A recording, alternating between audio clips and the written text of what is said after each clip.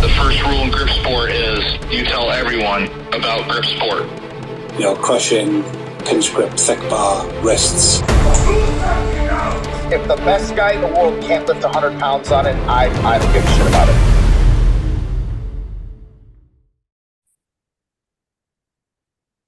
All right, everybody, welcome to another episode of the Grip Show. With me today, I have longtime grip sport competitor, longtime just grip strength athlete, and there's a lot more aspects we're going to cover with him. But super familiar face to anybody that's been involved with grip or trained grip, whatever the case may be. You almost can't talk about, Grip Sport International or grip training, grip competitions, and not come across the name Jedd Johnson. Like I said, this is very similar to the Adam Glass episode. I said there was two people that inspired me the most. I came across their videos, and they're pretty much the reason that I got into this sport. Adam is one of those guys, and here I'm with the other one, Jedd Johnson. So welcome to the show. Hey, thank you very much for having me. I'm honored. I appreciate the introduction, and I'm very proud of you for what you're doing with this podcast. I think it's turning out awesome. I've watched every single one of them, and I hope you continue to do it until you're just sick and tired of doing it. It's been really good. I look forward to it every week to see the episodes, and it's very enjoyable. I really appreciate it. It's something I would love to be able to do, but I just do not have the time. And quite frankly, you're doing a better job than I would do. So the right person's doing it. Okay, well, that means a lot coming from you. And I appreciate you kind of doing the little short recaps you do, because every now and then when, to follow up an episode when it's released, you'll kind of lead people this way, put the link in the description and let them know, like, hey, here's one or two little things from this episode. You need to go check this out. So I appreciate you doing that as well, because that's led a few people, to subscribe and kind of steer them this way as well. Great, buddy. So I'm going to dive right in, man. Obviously, everybody knows your name for the most part. Now, there might be some new crossover viewers that we get and whatever, but in the grip world, you don't really need an introduction. So if I just drop straight down into your hobbies, now I have a question, because you say under hobbies, you say pro wrestling. Now, yes. I don't think that you're secretly pro wrestling somewhere, so I'm guessing you mean that you're more of a fan of it than actually doing it currently. No, I have never done it. I went to a school okay. in 2015, and I was able to sit in. I met with the head instructor. I was able to sit in through part of the workout session that they were doing. It was so eye-opening, dude. I loved it so much. And I sat down with the guy, and I asked him, I asked for specifics. So basically it was going to be $200 a month to train. Mm-hmm. And I was like, okay, well, how long would it take for me to make my money back? He's like, oh no, you'll never make your money back.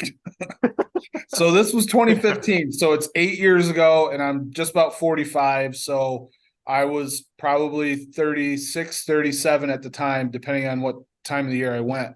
And shortly after that, I got my sinuses scraped, because the year before I had countless sinus infections. I think I went and got 7 prescriptions for medicine that year. So I had to do something about it. I ended up getting my sinuses scraped. The doctor said that my sinuses were blocked with inflammation so bad that it was like the pencil lead. A width of a pencil lead through my sinuses. So it was so easy for bacteria to get trapped. So they scraped out my sinuses. They removed my uvula and did some other stuff. And they told me that if you get hit in the nose hard enough for like the next 6 months or something like that, you will die. So I knew that it was going to be a possibility that I would get hit in the nose in that school. And because of that risk, I didn't want to die as much as I wanted to be a wrestler, but I also wanted to continue to live. And, I have my daughter and stuff. So I didn't end up going into the school. Now, what I did not know is that school had been there for 20 years. It's in Scranton. It's only an hour and 20 minutes away. Had I found out in 2001 when I graduated high school that there was a wrestling school that close, I definitely would have joined that school. Yeah. As it turns out, within a few days of getting that surgery, my daughter punched me right in the nose, and somehow I didn't die. So I got lucky. But yeah. it was the level of choreography, I'll call it, that takes place in a wrestling match. I had absolutely no idea. Like the foot positioning, the arms that you work on, things like that are so integral to the chain moves that take place in a wrestling match. I had no idea. I knew the concept of working the left. So if you're going to put a move on somebody, generally you do it on their left arm. And that's because back in the day when all this stuff started, pro wrestlers had jobs during the day and all assembly lines were set up for right-handed people for the most part. Okay. So you didn't want to work the right arm of somebody because you might end up taking them out of work. So it was just crazy, man. It was very eye-opening. I gained a lot of respect for pro wrestlers just by going to that one class. And they actually offered me, see, I was at 6'2", I was several inches taller than just about everybody that was in that class. And they did offer me to go down on one of the following weekends to like follow a dude down the ring and be like a bodyguard and not do anything. But I passed it up. I could have had my one match and I could have made the claim that I was a professional wrestler, but I didn't think it would be right. So I didn't do it, but it was close. Okay. So, with that being said, though, I know you are a pro wrestling fan. Now, thanks. I used to watch wrestling when I was younger. I haven't watched it in many years, so I'm not as in tune with that scene. But if we're talking a little more old school, favorite pro wrestler of all time, who you got? Undertaker. Okay. Undertaker, absolutely. I started when I figured out how to use a VCR in like 1992. So I would set them to record at 9:00 for Monday Night Raw. I missed the era of primetime wrestling for WWF. I was a hardcore WWF fan. And I always watched every chance I got when I was home on the weekends. And I figured out how to use the VCR. I began taping shows, and I amassed this tremendous collection of shows. And what I did later on was I isolated the matches and the promos that I liked and put them on other tapes. But I started doing this because I didn't want to miss any Undertaker stuff. And aside from that, I think everybody my age was a Hulkamaniac growing up. So Hulk Hogan was huge. Ultimate Warrior is basically the wrestler that put the spirit in me to lift weights. Like between him and Hogan, I would get down on the floor and do push-ups and things like that. And that was like my motivation to do chin-ups in the basement and things along those lines. So that really has had a big effect on why I actually lift weights. And I played 2 years of college baseball, and I had very severe injuries. I could not throw the ball anymore safely, and I ended up quitting, and I started training hard to be a pro wrestler. I wanted to be as big and cut and jacked as possible, and the idea was to become a pro wrestler. I grew my hair out. It got so long and ragged that it basically caused issues in the relationship I was in at the time. And I was like, well, I got to grow my hair out for pro wrestling. So you're just going to have to deal with it. So yeah, it was a huge part of my life. I still watch the pay-per-views to this day, but I don't catch the weekly shows like I used to. Yeah. But, for the most part, from 93 to 2022, I watched all the Monday Night Raws every single week, except for during times when I was extremely busy in college and a small window of time where I didn't have cable after college. So yeah, I have a tremendous collection of videotapes. I've since digitized all of them onto discs. I got the converter. Yeah. So, I mean, I'm pretty good. I've thought about starting like a wrestling podcast too.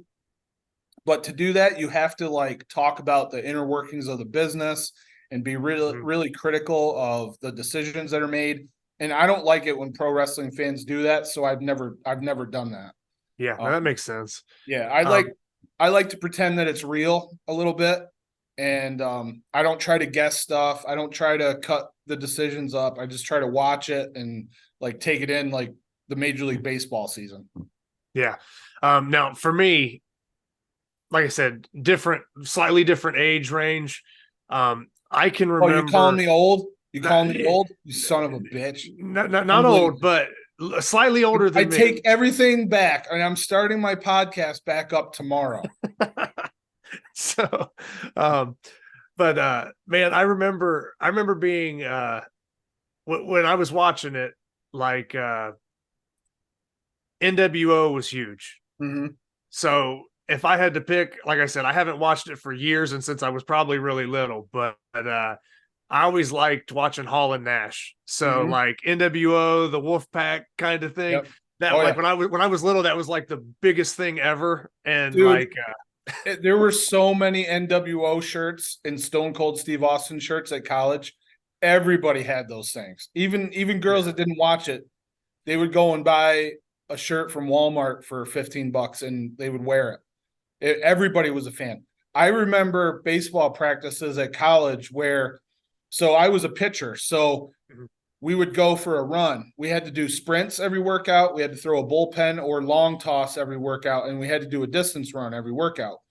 So one of the first practices, the seniors are going over here. So I start following the seniors. I figure they're the best players on the team. I'll do what they're doing, right? They probably have the most intense workout.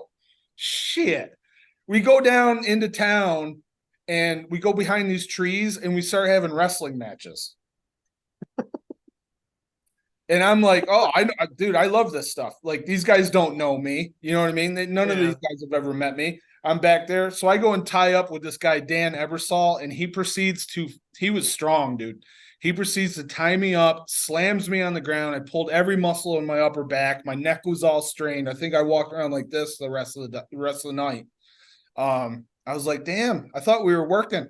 I thought this was all work, you know? But no. So I wasn't about to hurt one of the senior pitchers. I could have ended his career in seconds, but I just kept my cool and I let them go over. I put them over. You gotta earn your dues, you know? So that I don't know. That's just funny that, like you're out at baseball practice and then it turns into like something completely different. 100% serious. Now, once you kind of got out of or once you kind of transitioned out of, college baseball being a thing and you were kind of just working on maybe just your strength training, maybe there was more of a bodybuilding type phase going on. It was like power building. It was okay.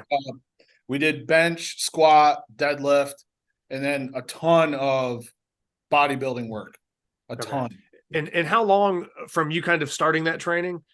About how long was it until you competed in something? I don't even care what it was. Like, how long had you lifted or done something in that realm before an actual competition took place for you?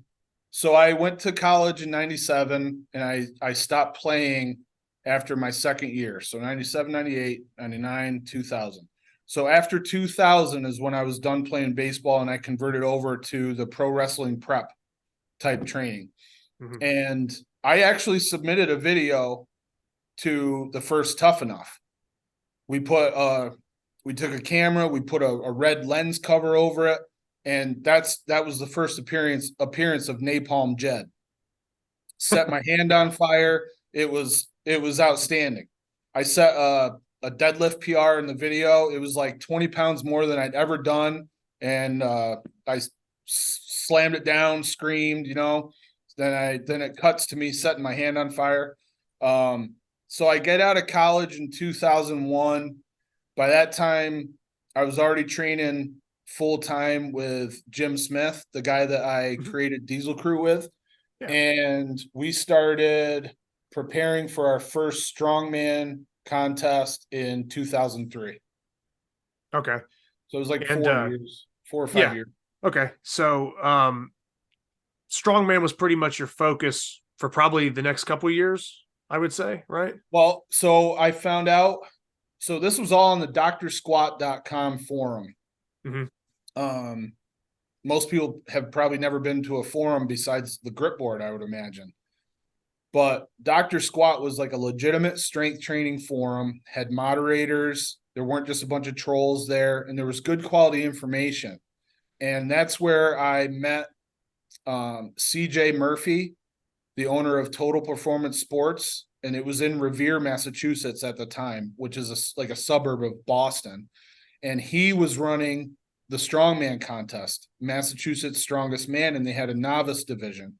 So we began training for that contest. I want to say in like March or April, because it was still cold and we went to scrap yards looking for shit, kegs, stuff like that. Because nobody made stones. You couldn't get stones. The only time you saw Atlas stones was on a strongman contest on TV. So we did the best we could. We replicated a log press with a trap bar. We replicated farmers handles with a couple of seated row handles for the cable machine. Yeah. So we did what we could. But during that prep time, that was also when Rick Walker started posting on the Dr. Squat forum about his contest, Battle for Grip Supremacy, which the strongman contest was going to be in August and the grip contest was going to be in September. And the way I looked at it, if I trained grip, then that would help my strongman. Strongman was the main emphasis. That's what I really wanted to be good at. I also had found out at some point about grippers, and I found out about tearing decks of cards and bending steel. So the first feat that I really wanted to train for was tearing a deck of cards, and I bought like a deck for like $250 at a store that no longer exists anymore. And it took me 2 weeks to tear that deck of cards. Of course, I had no idea what I was doing. And I bought probably one of the toughest types of cards. I don't know what they were, but it was it wasn't just Dollar General cheapo cards, So, and I had no idea what I was doing. My hands were killing me by the time I got it done. Finally, one night I would tear them in the living room. I would start them. I would work on them, and then I would set them down on a coffee table that was at the house. And then every night or two, I'd go out and start reefing on it a little bit more, no warm up. And 2 weeks later, I finally finished the deck of cards. Okay. So now, no, keep going, Jed. If you want, or I was going to dive into some of these strongman competitions once you actively got into the competition scene. Right. All I'm saying is like the prep for the first strongman and the first grip were simultaneous. It was all going on at the same time. And there was steel bending in that grip contest. So we had to bend too. Yeah. So I've talked about this in the past. Both my elbows were messed up. I had golfer's elbow and tennis elbow in both arms. And I was eating like 6 ibuprofen to get started. And I would have to take more before the end of the workout because everything was hurting so bad. Yeah. You don't see as much steel bending in today's competitions. I know there are still like competitions designated for steel bending specifically, but that mixture back then, it's kind of like I don't know. I guess more things were mixed together back in the earlier days, and then since then they've kind of split off and kind of got their own. Bending short, unbraced bending was in pretty much every contest for years. So my first one was 2003. Whatever the last backyard bastard bash that I went to was, maybe 2007. That had bending in it. I had bending in GGC, Global Grip Challenge, in 2008. So it was in Gripmas for a long time. And these were all like staple contests, man. These were contests that took place every year. So I think there were 3 backyard bastard bashes. I couldn't get anybody to go with me to the first one. And then around 2005 is when I met John Eaton. He was from Cuyler, New York, which is kind of up near Syracuse. And he would come down like once a month and we would train. And he was my riding partner. He would actually drive to all these contests. So we went out to Illinois, Pasodum, Illinois for John Beatty's Backyard Bastard Bash for 2 years. We went out to Gripmas for 2 or 3 years. We went out to Three Rivers, Michigan, for Bob Lipinski's contest at Don Larkin's gym 2 different times. So I've spent a lot of time on the road with John Eaton, and talk about memories. Just amazing. And it's like impossible to do now with a family. I'm so glad that I did it before. At the time I didn't want to have children, and I had 2 stepkids and I loved them to death, and that was fulfilling for me. And then eventually all my friends started having kids, and I was like, man, maybe we should have a kid. And eventually we did. So once that happened, the traveling really got shut down. And if it was more than 5 or 6 hours to drive, I most likely wouldn't go. The only exception was Gripmas and the Arnold Classic, really. Yeah. So this is something I just want the listeners to understand. And like I said, we don't have to spend a lot of time on this. This is really just a single answer on this one. But judging by the looks of your timeline and everything you just said, around what years, like the first grip competition you ever did? Is that like 2003, 2003? Yep. 2003. Okay. Prior to that, and I believe that was I know it was the first grip contest on the East Coast. Prior to that, Bob Lipinski may have run one in Michigan. I know that before that, BC. Brian Carlton had run at least one contest in Minnesota, in I believe Minneapolis, and there was a guy, and I'm forgetting his name right now, but he ran. If you do research on the inch dumbbell, one of the first guys to pick up the inch dumbbell was a guy named Matt Graham, and he competed at this contest. And I want to, if we were to ask Ben Edwards, he could tell us, because he continued to go to that contest for a while. But that was way past like the midpoint of the United States, and I wasn't going there. And up until that time, I don't think I'd only ever flown twice, and that was for college baseball, to go down to Florida for spring training. So to fly on my own accord, I was too cheap to do that, and so consequently I never ended up going out there. I want to say it was like Omaha or something like that. Okay. I really don't recall, but that's a shame too, because they did a couple contests out there, but back in those days there was no organization. It was just like you could run a grip contest, choose whatever events that you wanted, and those results like would just disappear into the ether. There was no tracking. The rules were all different.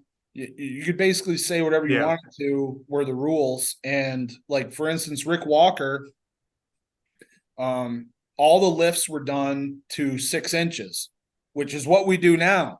But like the 2-hand pinch was 245s with a pipe through it. There was a thick bar handle with weights added to it. And what they did to judge things, Rick would lay down on the floor or ground. We did it outside on concrete. Rick would lay down on his side with a yardstick like this, and he would judge if it made 6 inches or not. Yeah. So it was really different back then. Well, and the biggest point I wanted to make with that was, I think there's been a little bit of an influx of newer lifters that have kind of ventured into, competing in grip strength sports and stuff like that. And I think a lot of these people are under the impression that this is a new thing, or that it's only recently been started within the last, 4 or 5 years or something. But like you're saying, your first competition and your first exposure to this stuff was 2003. We're talking 2 decades. So there were grip competitions being held in the United States for probably 20 to 20 plus years. So I just want the listeners, the people that are competing, to understand like how much history and tradition, or how much evolution the sport has actually had from those kind of days where you're doing that stuff to where we're at now.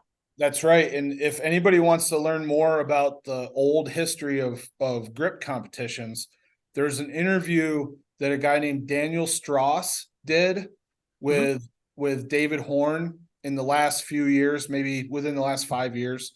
And David really does a good job of outlining those early contests. I think the first contest that he did where grip was contested and really focused on was in like 1991. Okay. So, Wow. so Yeah. David is in he's in England. Yeah. So, and that's where he was really the inspiration for the contest that Rick did. If as long as memory serves, Rick was kind of like, well, I want to do this here and I'm going to do it. Rick was very gung ho about stuff. And I know that probably that's a name that a lot of people are not familiar with, but he should really be credited with a lot when it comes to getting this stuff started, because I fed off his intensity. Like, he would talk about doing 2 and 3 hour grip sessions at his garage. And I'm like, I got to do this. I don't need to go to the gym. I'm going to start making my own gym here in the basement. Yeah. And I had like a patch of space here, a patch of space there. I had all my shit in a pile. I'd want something, I'd have to go dig it out in order to train on it.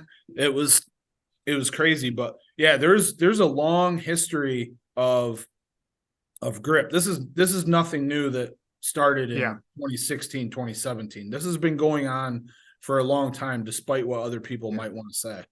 Yeah, no, it makes total sense. And then I just want to backtrack slightly with you competing for Massachusetts Strongest Man and the 2-time Maryland Strongest Man, like in 04, 05, that range. Yep. So you in the strongman competition, did they have like amateur strongman or pro strongman back then, or was that not even a thing? It was just whatever class you were in. So it was however you showed up. Yeah. I want to say there was a governing body called North American Strongman or something like that. Mm-hmm. I think there might even have been 2. I'm not sure, but I that was the league that I was in. Okay. And it was run by Dion and Willie Wessels. And they would basically sanction a contest, and then you had to buy a banner. You had to fly them in, and they basically had to be present at the contest in order for it to garner a certain level. Yeah. So if you, I want to say there was like bronze, silver, and gold competitions. So if they weren't there, you could only get like a bronze. All right. This might not be 100% accurate, but there were definitely levels, and depending on what events you did, the weights you did, who you had there, it would be different levels.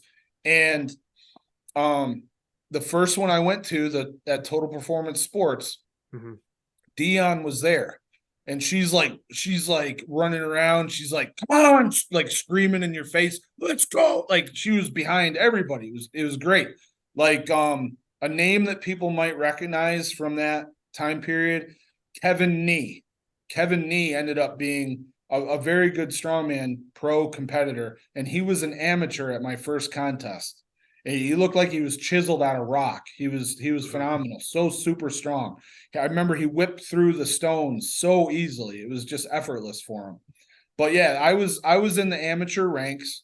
I won the Massachusetts Strongest Man at least once in my weight class. I was in the 265 or 255 weight class. And I know I won the Maryland Strongest Man twice. I never competed in Pennsylvania Strongest Man because we actually went there, and our team went and competed, but I ran a grip booth. We got the opportunity to run a grip booth. We just set up a table, and we had what we called the World Series of Grip. And it was, we would challenge people to close a 3, hub a 45 York plate, lift the inch dumbbell, and lift the blob. And that's cool. That's cool. Honestly, I don't think anybody ever did all 4, but we called it the World Series of Grip, and it had a good sound to it. And we would get a lot of visitors, sell some t-shirts. But I didn't realize what I should do. I should have gotten people's email addresses and their contact information so that I could maintain a database, but I didn't do that back then. And even back then, I mean, you're almost talking before, email what it is today. Definitely not what it is today. Yeah. And just to kind of go into the next step there, you did Saxonburg Strength Fest. And I thought this was a good one that I wanted to really bring up because you finished second place at that competition. Yes. And the winner of that competition was Don Pope. That's right. And do you want to give the listeners a breakdown of Don Pope? Like, I have some stats written down here just to explain that, but I mean, you competing head to head with him, Yeah. what was that like, and kind of maybe explain who that is for the listeners. Yeah, so back in the day in Pennsylvania, there was like a mini circuit of non-sanctioned events. There was Wise Wellness, and then there was Saxonburg Strength Fest. So I had 2 really good years in Strongman, 04 and 05. That's when I won the majority of my contests before injuries crept up on me and I had to stop. I went to the Wise Wellness and I did okay. It wasn't great. The next year I went to Wise Wellness, or wait, so I know one year I went to Wise Wellness and I got beat by a bunch of dudes. Well, a few weeks later was the Saxonburg Strength Fest, and all those same dudes were there, and I beat all of them. Mm-hmm. So the experience helped me out, figuring out training, being injury free. I was only like 25, 26, something like that, and I was, I had a really good crew, and we all paid attention to each other, and we helped one another. So I went and I competed, and I beat all those guys, and I made like over $1,000 at that strongman competition. I came in second place to Don Pope. Don Pope was a professional strongman that was from that area. And anybody could have signed up for this contest. Don Pope did. And it was a tune-up, competition. Yeah. There was a dump truck pull. There was this trailer lift with like a boat on it. There was a log press. There was a natural stone lifting where you had to pick it up and put it on a trailer. I think they might have had one Atlas stone, but all the other ones were natural stones. So like Don beat me on just about every event.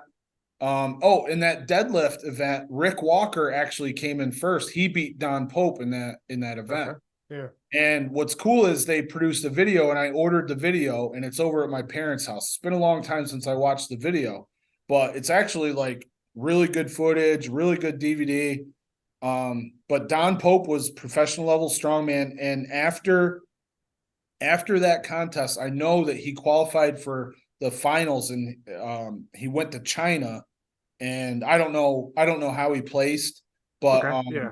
he's the only dude that beat me. I was pretty happy with that. Yeah. And with what I have here in my notes is that I want to say, now, if anything's wrong, okay, forgive me. But in 2006, Don Pope placed 3rd place at World's Strongest Man. So, I mean, that just to put in perspective, who you took second to during that competition, or, the level of, who took first. So Don Pope took 3rd place at World's Strongest Man in 2006. And then I believe he had like an 8th place finish and a 9th place finish, like 0506, and that, or 0507. And that 06 was his best year where he placed 3rd. But I mean, you're talking about somebody that podiumed or was, qualifying and then making it to the finals for World's Strongest Man multiple times. So I just think that's worth noting, to compete against guys like that. I absolutely loved overhead press. So the log, the axle, all that stuff was a really good event for me. And part of that was because I had done Olympic weightlifting for, I don't know, at least a year or two before I got into strongman. So I was already doing a lot of overhead work.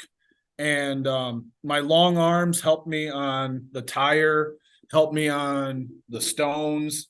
So many times I would win those events in a contest.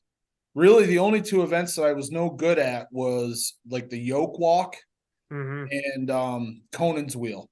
I would often give up some points on those 2 events, but generally at the strongman contest I was going to, there were either 5 or 6 events. So if you finished second in 2 of them but won all the other ones, you were going to win, because they always use reverse strongman.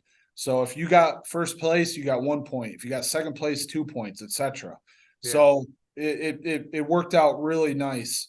And I think had I not had to sit in a chair all the time in my office at work, and if I would have stayed healthy, I think I would have been able to continue doing strongman at a high level.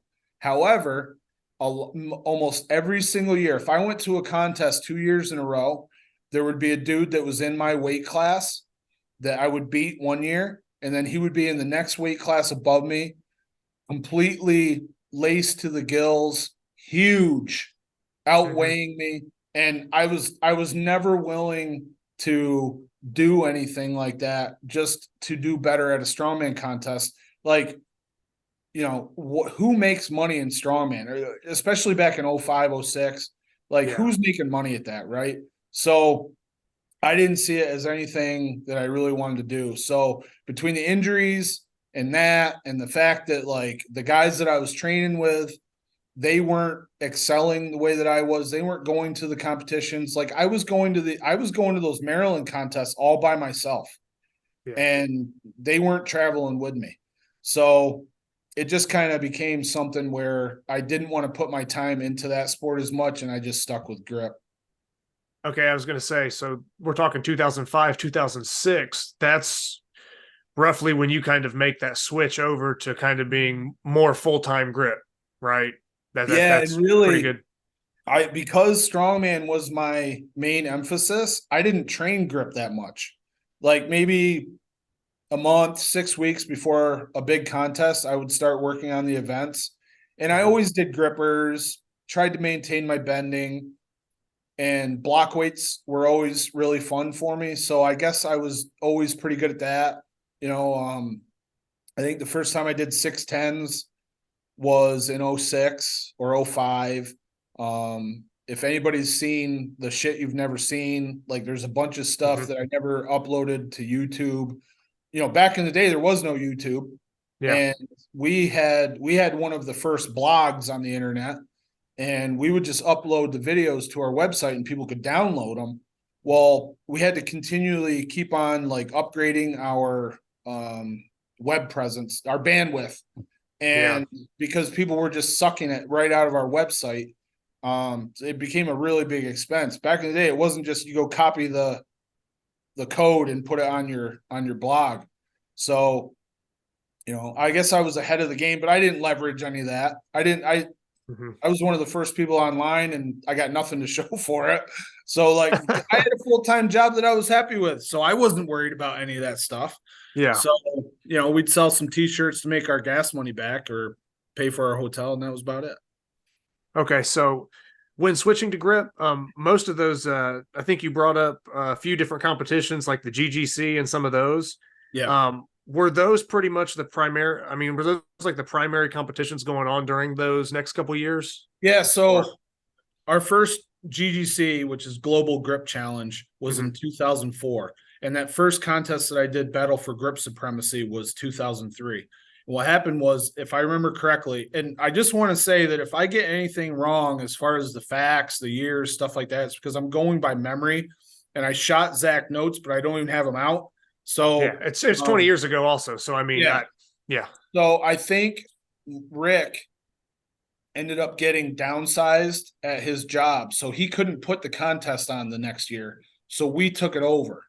And I made, for one of the years, I don't remember which year it was, whether it was 04 or 05. I made this video, and I took a picture of the competitor that we were inviting. And I made this like 5-minute video, and I burnt it onto a disc, and I mailed it to every person saying, we want you to be at GGC. But yeah, GGC ended up being like the biggest contest of the year. So essentially it was like the United States Championship and we were getting like 20 competitors. So it was essentially the United States Championship for several years. Okay. And now with that being said, like I said, you don't have to go like year by year or anything that specific. I'm not asking for that level of memory. Yeah. But who were some of those earlier, I guess we could almost call them pioneers, because I mean, that's some of the earlier grip competitions being held, at least in this part of the country or in the country in general. Yeah. What kind of names? I mean, I know you have some written down here like Chad Woodall, Andrew Derniat, There, there's some. Do you have names that were kind of like staples during that era? That Yeah, really, like for the first few years, you're talking about guys like Steve McGranahan, Tommy Okay. Heslop, Dave Morton, Rob, I think W. Vigent, which is the arm wrestler, Mhm. Rob F. Vigent, which is actually his uncle. Those guys, Dan Senadoza, these guys were all mainstays, major names, especially on the East Coast. Yeah. And these guys would be at a lot of contests each year. Rick Walker. And then gradually, a lot of those original guys fell off, whether they just didn't do it anymore, they got injured. But like Dave Morton, he and Tommy Heslop are some of the original number 4 certified closers. Yeah. Back then, that was during the era where you could set the gripper and all you had to leave visible was the last inch and then close it. And a bunch of guys certified on the same number 4 gripper, which was on the lighter end. So at one GGC, I think it was 2005, we actually did an MM3 certification and none of us closed it because we did the gripper event first and then the number 3 cert. And I know Clay Edgen was there. Dave Morton tried it and then I tried it. And it just nobody had anything left. Yeah. But that gives you an idea. A number 4 closer, certified closer, and Dave Morton did not close the MM3 on that day. And that's a guy that I've seen. We met him along the side of the road in 2004, and he had made us a bunch of strongman equipment, a log, farmer's handles out of like scrap from where he worked. And we stood there in the red hot sun for hours, just training in a parking lot, getting this equipment, closing grippers, bending steel. I saw him dip a gripper handle, both handles of a gripper, into like axle grease, number three gripper, and closed it. I watched him do it. It was amazing. It was like just, a no set, just a no set, or was it like no, he said it. Still He said said it. Yeah. But But- I mean, to see that go down, I mean, that was just like one of the most phenomenal things I had ever seen. Well, and for anybody that maybe is like, I don't know, judging that from today's standards, like hindsight, 15 years later or something, it's like you have to keep in context the time frame in which it took place, because he's also the guy who teamed up with Greg Amadon and made the first gripper rating device. yes, so those are the guys like if you're talking about like an RGC for grippers or trying to actually dial in legitimate ways to calibrate a gripper. Yeah. You're saying those two guys are the ones that initially came up with that system, that method, or whatever. That's right. Yep. They called it was RGC, Redneck Gripper Calibrator. Yeah. And then that's since been changed to, I don't know exactly what it stands for. What is it? Rating the gripper at close. Okay. Because Yeah. I thought it was a terrible name. I didn't want to promote that name. So yeah, Barbie was the first person that I recall saying, well, what if we said rating the gripper at close? I was like, that's fantastic. And that's what I started saying. But it's nice to know the origin of it, or for all these people who've maybe seen what's RGC, what's that, to know the history of that RGC, or to know, to tie it to names that, were big gripper closers and stuff like that. Like I said, anytime we're giving credit to something historical or the people that were making that history, that's a big important part of kind of what I like to try to highlight on the show to some extent. So when we talk about these old things, I like to make sure that, certain people get their credit, they get their due. And, for newer people, they get introduced to these names because, like myself, I mean, I've only been involved, 2 to 3 years in grip.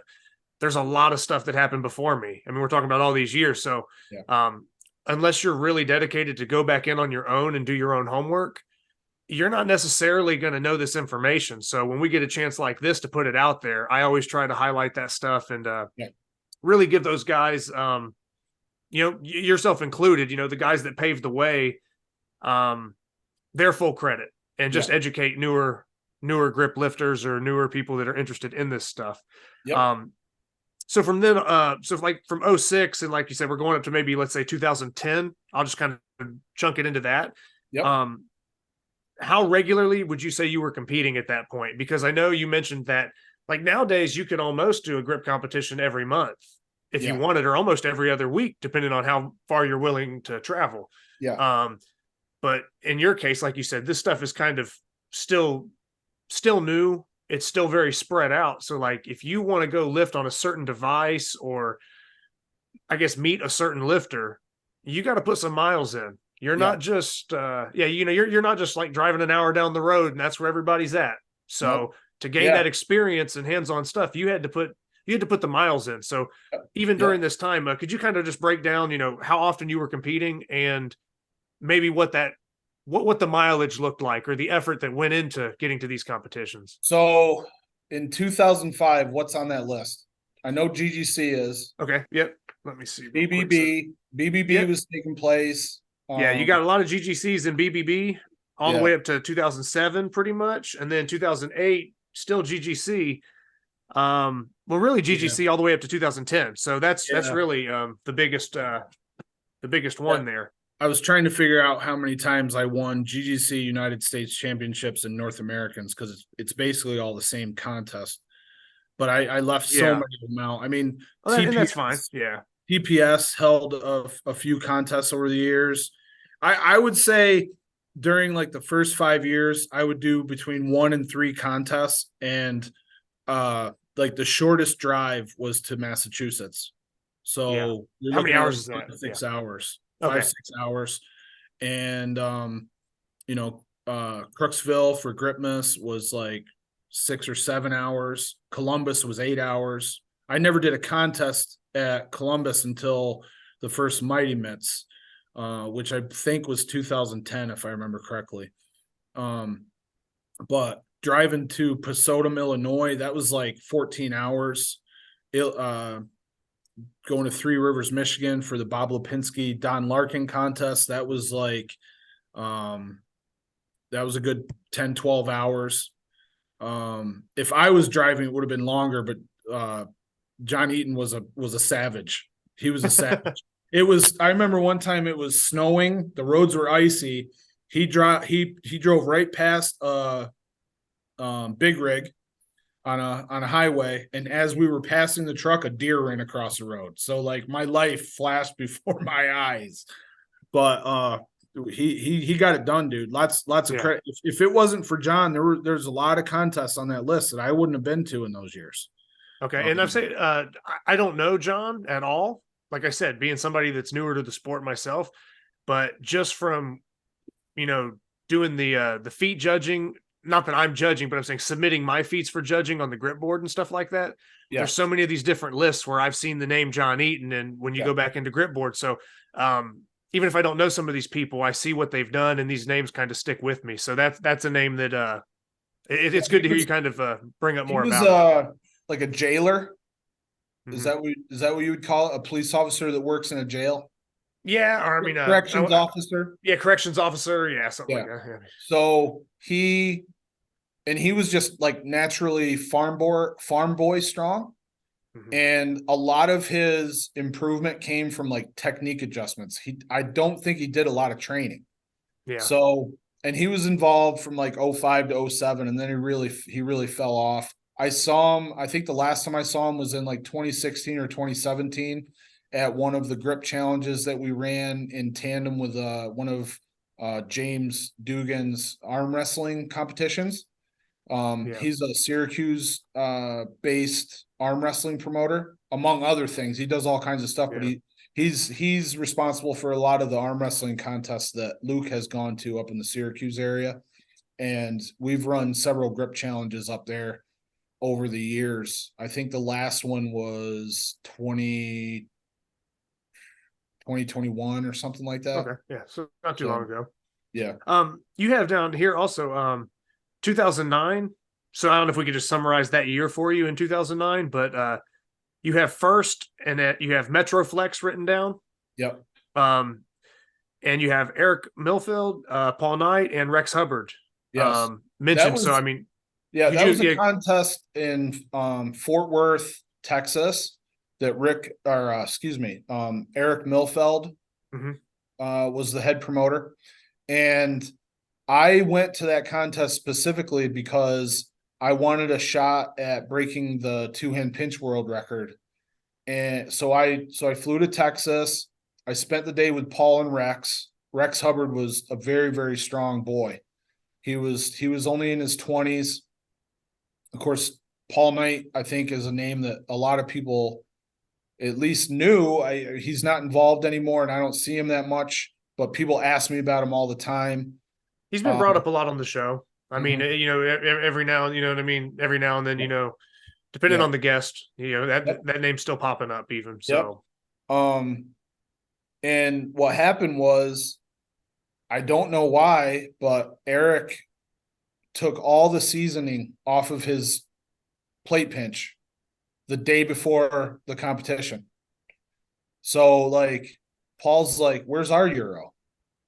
Right? Oh, this is our euro. They had it. They had yeah. you know, bought it together because all the euros at that time came straight from David Horn. So we were the first ones to have one. We first ran our euro in 2005, and Eric had one, and I think Aaron Corcoran had one, and but that's why I went to the competition, and he goes and like strips all the seasoning off. So I think I only did like 239 or something like that in the competition. It was good enough to win the event by quite a bit, but it really ruined the numbers for the day. I still don't know why he did that. Yeah. And then speaking of that 2-hand pinch world record, that year at Gripmas is when you broke that record. Yeah, and what's crazy is there was bending in that competition. There was reverse bending, and my initial hit, I would always go left in front and right in back, and my thumb seized up on one of my bends, and like I don't know if I pried it open or what, but I probably wasn't properly hydrated, and you know, it's like the last event, and I injured my thumb, and it wasn't until June of 2009 that I fixed my thumb. I went to the strength clinic that I went to basically every year, and Dick Hartzell was there. He's the band man. He's the guy that originally brought bands into the fitness realm, introduced them to Louis Simmons, and Louis started incorporating them in his conjugate / West Side training. So I talked to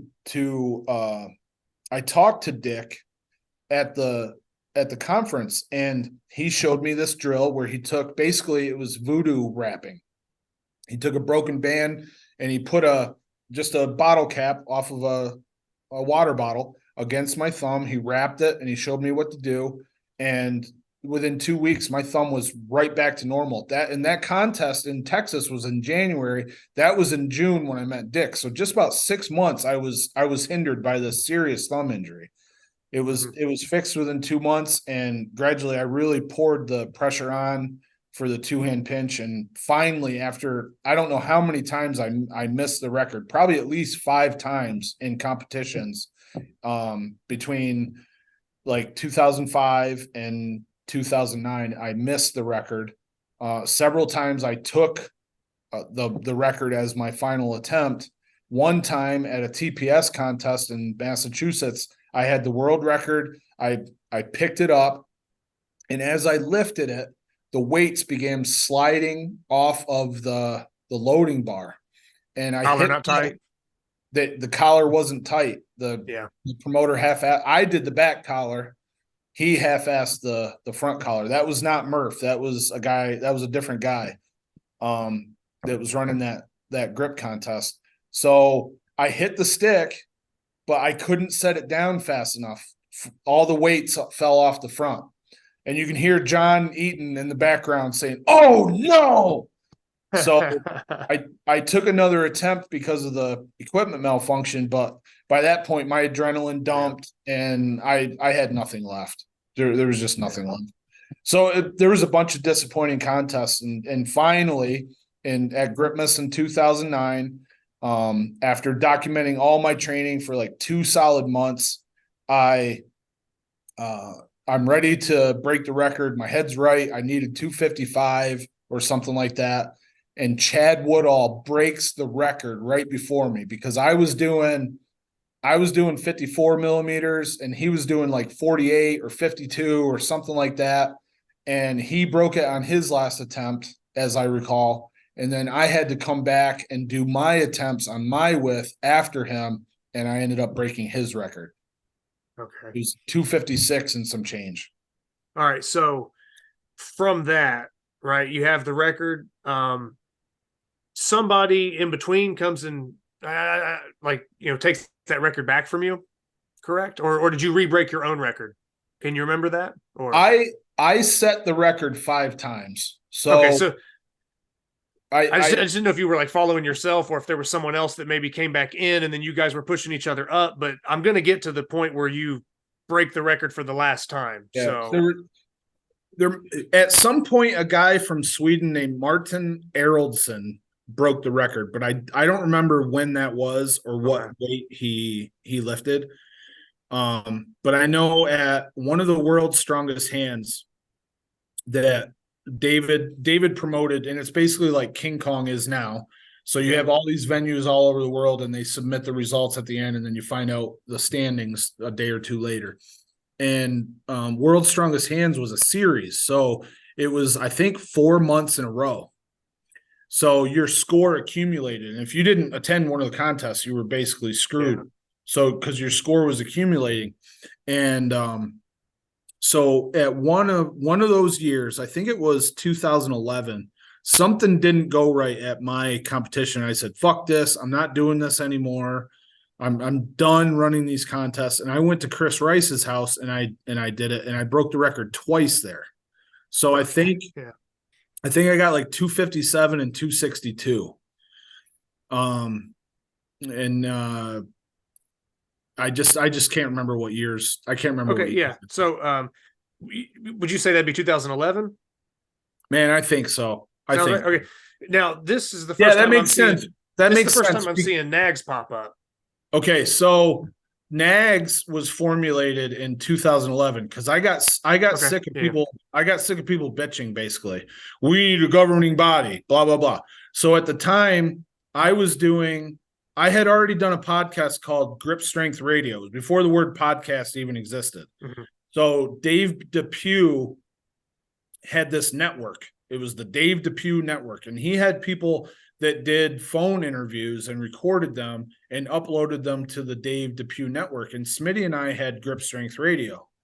So that lasted for like a year or something, and we just couldn't do it anymore.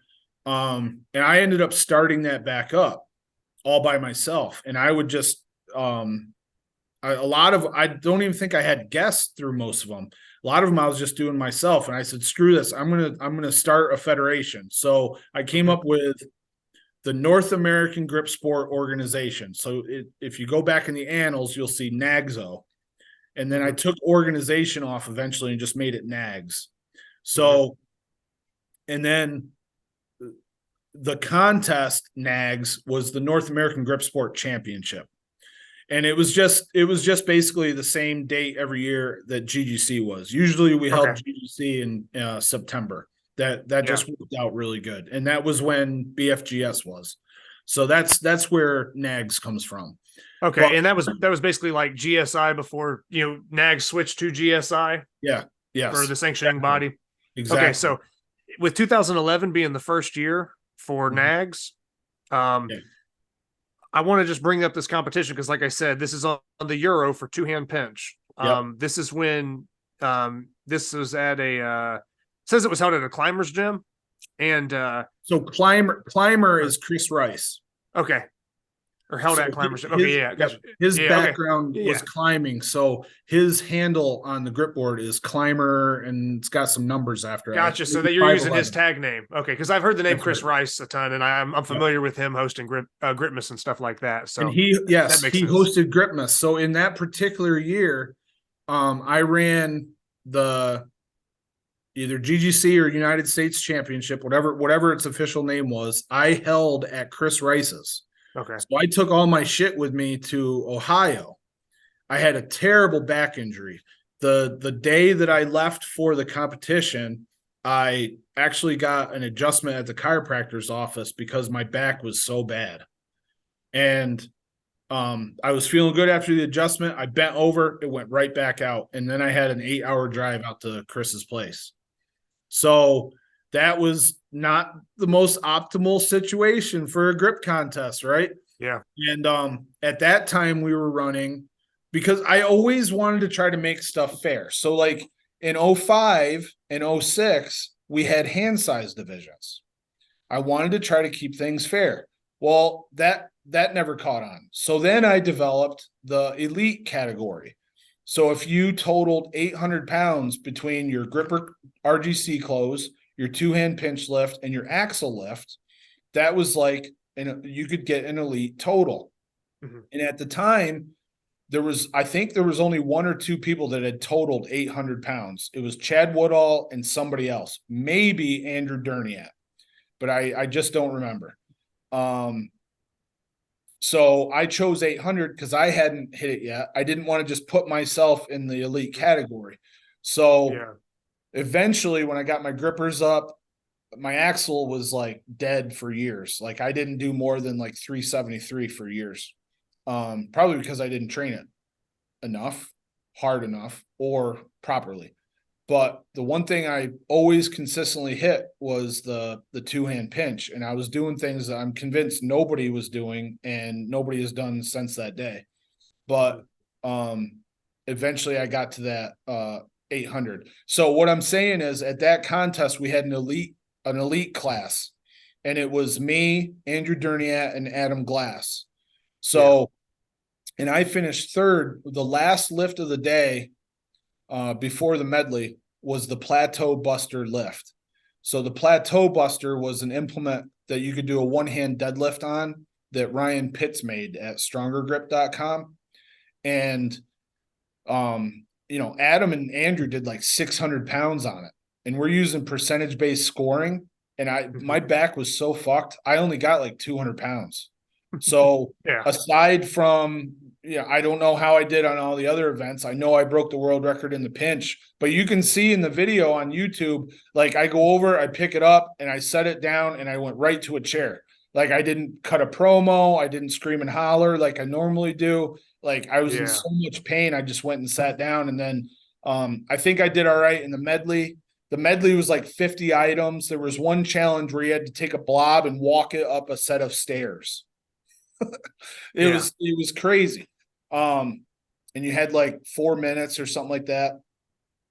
Those were the good old days when you had those big ass. Well, and that's what I was going to bring up, because that's the last time that you broke that two-hand pinch record at 264 pounds. Mm-hmm. And just for people listening in, just to kind of throw in some names that maybe some of the grip people know, or maybe, everybody knows, but the kind of people that you would find under your record at that time, if you break it down, is like Steve Gardner, Aaron Corcoran, Chad Woodall, Adam Glass, Andrew Derniat. So these are guys that you all pass up.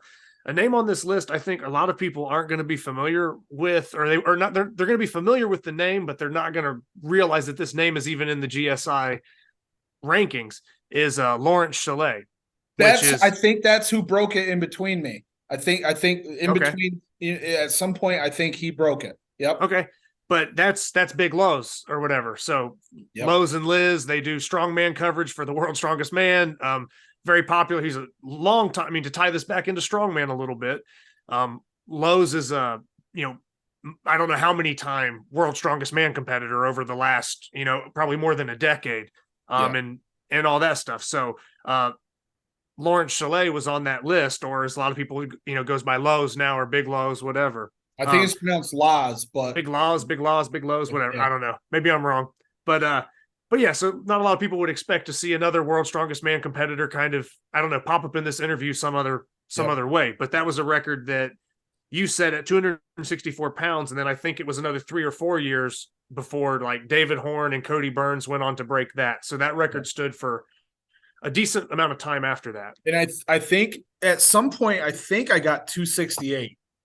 I could be wrong on that. Okay.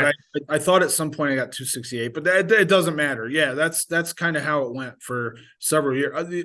See, you got to understand, like there was basically 2 world records. There was the Euro pinch and there was the vertical bar. That's all there was. And those two lifts were in countless grip contests back in the day. And the vertical bar was a 1-inch vertical bar, and you had to buy the LGC vertical bar from Sweden, from Mikael Siversen, or else it didn't count. Yeah. So, I mean, there was limitations back then. There weren't all these companies making all this equipment. You couldn't go to Instagram and search grip equipment and have 50 results come up. There just weren't that many people out there making equipment, and everything was extremely standardized. So, we got the Euro and the vertical bar at the same time. So they were in our contests in 05, 06, 07, 08. They were in, I would bring them with me to Gripmas. I mean, the Euro that I have has been in probably, 20 different competitions in 5 or 6 different locations. So, we had to bring the equipment with us so that other people would have the opportunity to train or compete on it. Yeah. And with NAGS kind of continuing on, there's a stretch here from 2014 to 2018. And it looks like these were held at Derniat Strength, where you pretty much took first overall for about 4 or 5 years in a row. Yeah, 2012. Accurate? 2012 was when I did really shitty. I was really bad out of shape. I wasn't says third place for that one. Yeah. And that may have been a competition where we had the elite class going on. I know that Adam was there, and Andrew won. I just did terrible. I wasn't prepared. I wasn't prepared. And that was the contest. I won the pinch event. I got 255, but it took me 4 attempts to get it. I missed it 3 times. And like a couple of those, I didn't even get it off the ground. And another thing a lot of people don't realize is you got 1 pull. You had to set your grip, and you got 1 pull, and that was your attempt. If you didn't make it, there wasn't a 30 or a 60-second time limit. Yeah, so you couldn't just keep grabbing it and keep taking pulls or whatever the case. You couldn't go rechalk, nothing. So that was really a low point for me. I'm ashamed of the picture that I took outside with Mark Nolan and Ryan Pitts. It was just terrible. That was a low point, and that was when I said, I am not gonna, because at the time all I cared about was the 2-hand pinch world record. That's all I cared about. Grippers a little bit, bending, blobs. But as far as event specific training, I never missed any 2-hand pinch unless my thumbs were torn, and that was what I was dedicated on. And in my head, I was gonna pull 300 pounds on that 2-hand pinch. I didn't care how many years it took me to get it. That was what I was gonna do. But when 2012 took place, it was such an emotional. I think I cried on the way home. I was so upset with myself. And starting in 2013, that's when I started losing weight. I didn't win the overall in 2013, but I won my weight class. That was the year that I went with JT Stroessner. And then 2014, like shit was firing on all cylinders. I was like 229 pounds. And that's when I started winning contests all the time. Okay. Again. Yeah. Cause you had about a 4-year run there. Yes. So you're placing first overall for the next 4 years. Now, what is it at NAGS 2019 that made you not compete? Can you remember? Because you did not compete in 2019, and that is the year I think that Luke won. Yes. What was your reasoning there? Can you remember why you didn't compete, or? Let's just say I had some personal issues going on, and it was distracting me from my training. And I just wanted to run the contest, make it run smoothly. That year we had 2 Euros going on at the same time. I bought new plates. We seasoned them up as equally as we could. I had 2 Euro platforms going on. I had all the rated, weighed plates, enough for everything. We did all the widths. And that contest took place in Elmira at Brad Martin's Titan Fitness. Brad was one of the original Diesel Crew members. Tiny hands, has like 7.5-inch hands, lifted the blob. Yeah. We told him what to do. He did it, and within a matter of weeks, he was able to lift the blob at like, I don't even know if he ever had a driver's license at the time. Like, he was still in high school, and his email address was sickgrip@gmail.com. So I asked him, I was like, do you care if I run the contest up there? Because prior to that, we were running them in my garage. There was a couple years where we ran them at a buddy's place in Towanda called The Edge Fitness, but didn't want to do that anymore because it was too hard to clean the chalk off of their martial arts mats. So I took my stuff up to Elmira, New York, and I ran that contest there 2 years in a row, and I sat out that 1 year. Okay. And we could get, I mean, 2019, we're getting pretty current. And we can kind of bounce into some other stuff. I mean, that covers we might have skimmed over some things and left some stuff out, but like I said, there's so many competitions, there's so many years we could cover. We could do 3 episodes on competitions, so just to kind of maybe move on from the competition side or the history side. Something I'm just kind of interested in here. You have just things that you kind of wanted to bring up or things to discuss was just major names of the past. Yeah. So real quick, just these major names of the past. I'm just going to name the name on the sheet here. And you don't have to go into a long thing about it, but maybe just a short, quick hitter story, maybe something they did that was significant, or just some type of thing that, I don't know, some reasoning as to why their name is on this piece of paper. Sure. So major names of the past. Chad Woodall. Chad Woodall is probably the best grip athlete that wasn't, a professional level strongman that I've ever competed against. He was like a hurricane. He blew through everybody for years. And to this day, I'm sure he could show up at any contest and win every single contest. Okay. Every single one. Now, if we move on, Andrew Derniat. Andrew, if there's anybody that is going to beat Chad Woodall, it's going to be Andrew. Okay. He came from a kettlebell background. He is the reason that the Napalm nightmare exists. In analyzing why the hell I could not beat that guy, I narrowed it down to his kettlebell training and all of the dynamic eccentric loading on his fingers. Well, I cannot stand doing kettlebell training. I was certified in the RKC, the Russian Kettlebell Challenge, and I could not do that. I was not going to pay that price of that monotony of that training. Mm-hmm. So what I did was I came up with a way for me to dynamically load my hands using a rolling handle, and that's how I came up with the Napalm's Nightmare. But so you were originally swinging that, not intending it to be a deadlift style thing.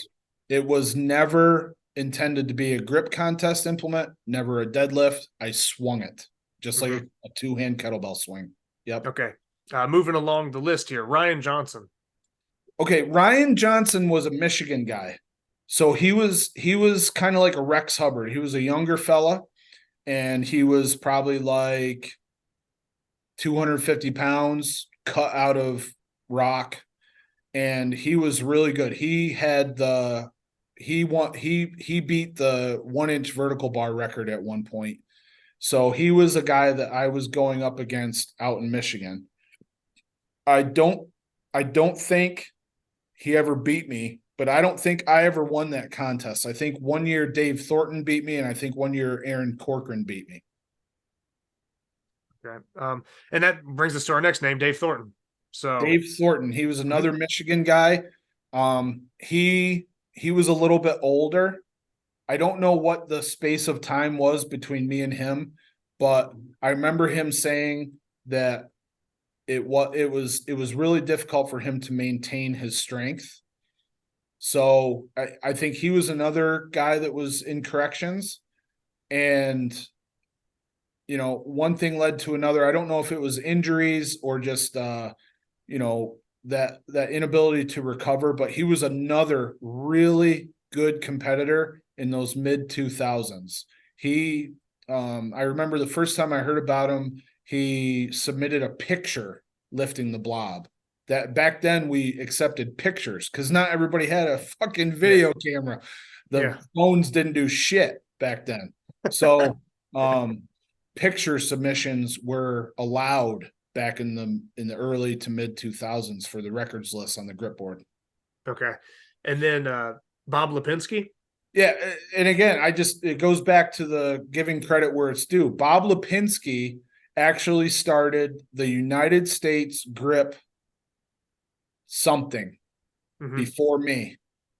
So I want to say in like 06, 07, he started that.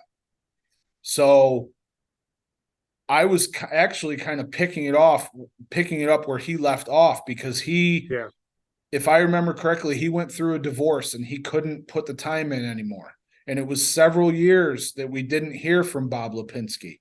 And then eventually he ended up running another contest at Don Larkin's gym. And I didn't end up going to that one, but I went to the other two. And that was like a summer contest. So that was where you went in the summer. And then you came out to my place in September. And then in between there was the Backyard Bastard Bash. Okay. And that was, by the way, I just want to say that was John Beatty that did the Backyard Bastard Bash. He was the original owner of Fat Bastard Barbell Company. Okay. Yeah. So that's why it's Backyard Bastard Bash. And like he did stuff out in his garage, out in the lawn. It was very primal. So another name you have here is Steve McGranahan. Steve McGranahan won the battle for grip supremacy. Steve McGranahan is the world's strongest redneck character. Yeah, that's his like his tag name or yeah. Mm-hmm. And he's closed fours. He was one of the first people to put out a grip DVD. I think Greg Amadon helped him with that. I have a copy of it somewhere. I think he put out 2, but I think I only got the first one. Like I said, he won the BFGS. He was the first guy that I remember seeing doing grip combo feats. So I remember distinctly him closing the 3 in one hand and bending down and picking up the blob. So he was right on the line. I think Newcastle, Pennsylvania is where he's from. And so it's right on the line of Ohio and Pennsylvania. So it was not a long drive for him to get to Punxsutawney, which is where Rick Walker lives. So there's a lot of videos. I don't know if you can still view them, but if you go to the movie gallery on the grip board, you can see a lot of videos with Steve McGranahan if they're still up. And back then, Bill Pache would put all of them up. That's Wanna Grip. Owns the grip board. And he would always put Down with the Sickness over that song by Disturbed over all the videos. And dude, I would fucking watch these videos over and over and over. It was so awesome. And then we touched on this one a little bit, but David Horn, you mentioned him, hosting competitions as far back, overseas as in the 90s. So that one we maybe have kind of touched on as far as him almost, and that's like the world's strongest hands, right? That whole deal. So it was me, him, I think Eric Milfeld. So you'll see something called the IGC. That was the International Grip Collective. Mm-hmm. And I forget who else was on there, but we put together like the first rule book for grip sport. Okay. So, I mean, the level of pioneerhood, whatever you want to call it, of David Horn is immeasurable. Okay. And then the name you just mentioned also is Eric Milfeld. That's, is there anything you have to add to that? I mean, you kind of just mentioned him there, but. So Eric, as far as I know, is the one that came up with the scoring that we use in grip now, where it's percentage based on what the winner of the event scored, and whatever you did is divided by the winner's scoring. So Eric, on the grip board, he would organize what was called the grip bash. So he would announce maybe 2 months down the road that these are the events we're going to do. You send in your results, and then we'll see how you ended up placing. And I remember one of the events he held a bending event, and I provided all the steel for everybody. I went and got cold rolled steel, and I sent like maybe 5-10 bars to people. I don't recall, but anybody that took part in the contest would bend these bars. So it was bars from like the same 2 or 3 sticks of cold rolled steel in order to standardize it. And then Chris Rice, we mentioned him hosting Gripmas, but yeah. I first saw Chris Rice at one of the Arnold Classics. He was competing in the Olympic weightlifting. That dude's done like every strength sport, anything that was of physical culture, physical demand. Chris did it, and he's held. I don't know how many Gripmases he held. He held at least one before I started going. So I think I went in maybe 2006 or something like that, but he kind of got the bug after coming to GDC in 2005. Okay. And then we got 2 names left just to cover off this list. Like I said, I'm just running down the list of names you mentioned. If they're written down, there's probably a reason, so I just want to cover it. Paul Knight. Paul Knight did his share of competitions. He was Eric Milfeld's training partner. Prior to that, he was a climber and I want to say jujitsu. I was going to say, because I thought I saw a video of him with some cauliflower ear. So being a fighter and a grappler myself, I'm like, hey, yeah, he's done something. So I picked up on that. You don't fuck with Paul Knight. No, there's nothing. There's no amount of alcohol, or he can say whatever you want to. I'll never mess with that guy. I've seen him kick that big long heavy bag thing that like touches the ground and you kick that thing. Yeah. I've seen him kick that and like kink it. Like it was scary, absolute badass. But like, one of the best gripper closes at his time of competing. And the last time I was out at his house, not sure when it was, he closed a 3.5, and that guy don't train. That guy does not train. He came out for GGC in 2008, and he came out for, I think, King Kong in like 2015, which was the year that I won it. He's been at a couple Gripmases. There was one Gripmas that I missed. So it was 2016, when I had my like catastrophic back injury where I thought I was done lifting. And he went to that when I was supposed to go. Luke went. We ended up videoing afterwards.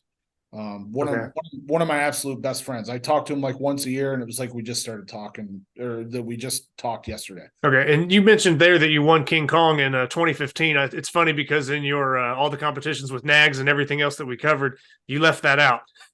So you didn't even write down that you won King Kong. That's pretty funny. But, I actually have the banner in my gym. It's like the only artifact of grip that I have medals, I have trophies. Yeah. I meant tonight to bring my belt out, and I totally forgot to do that. Yeah.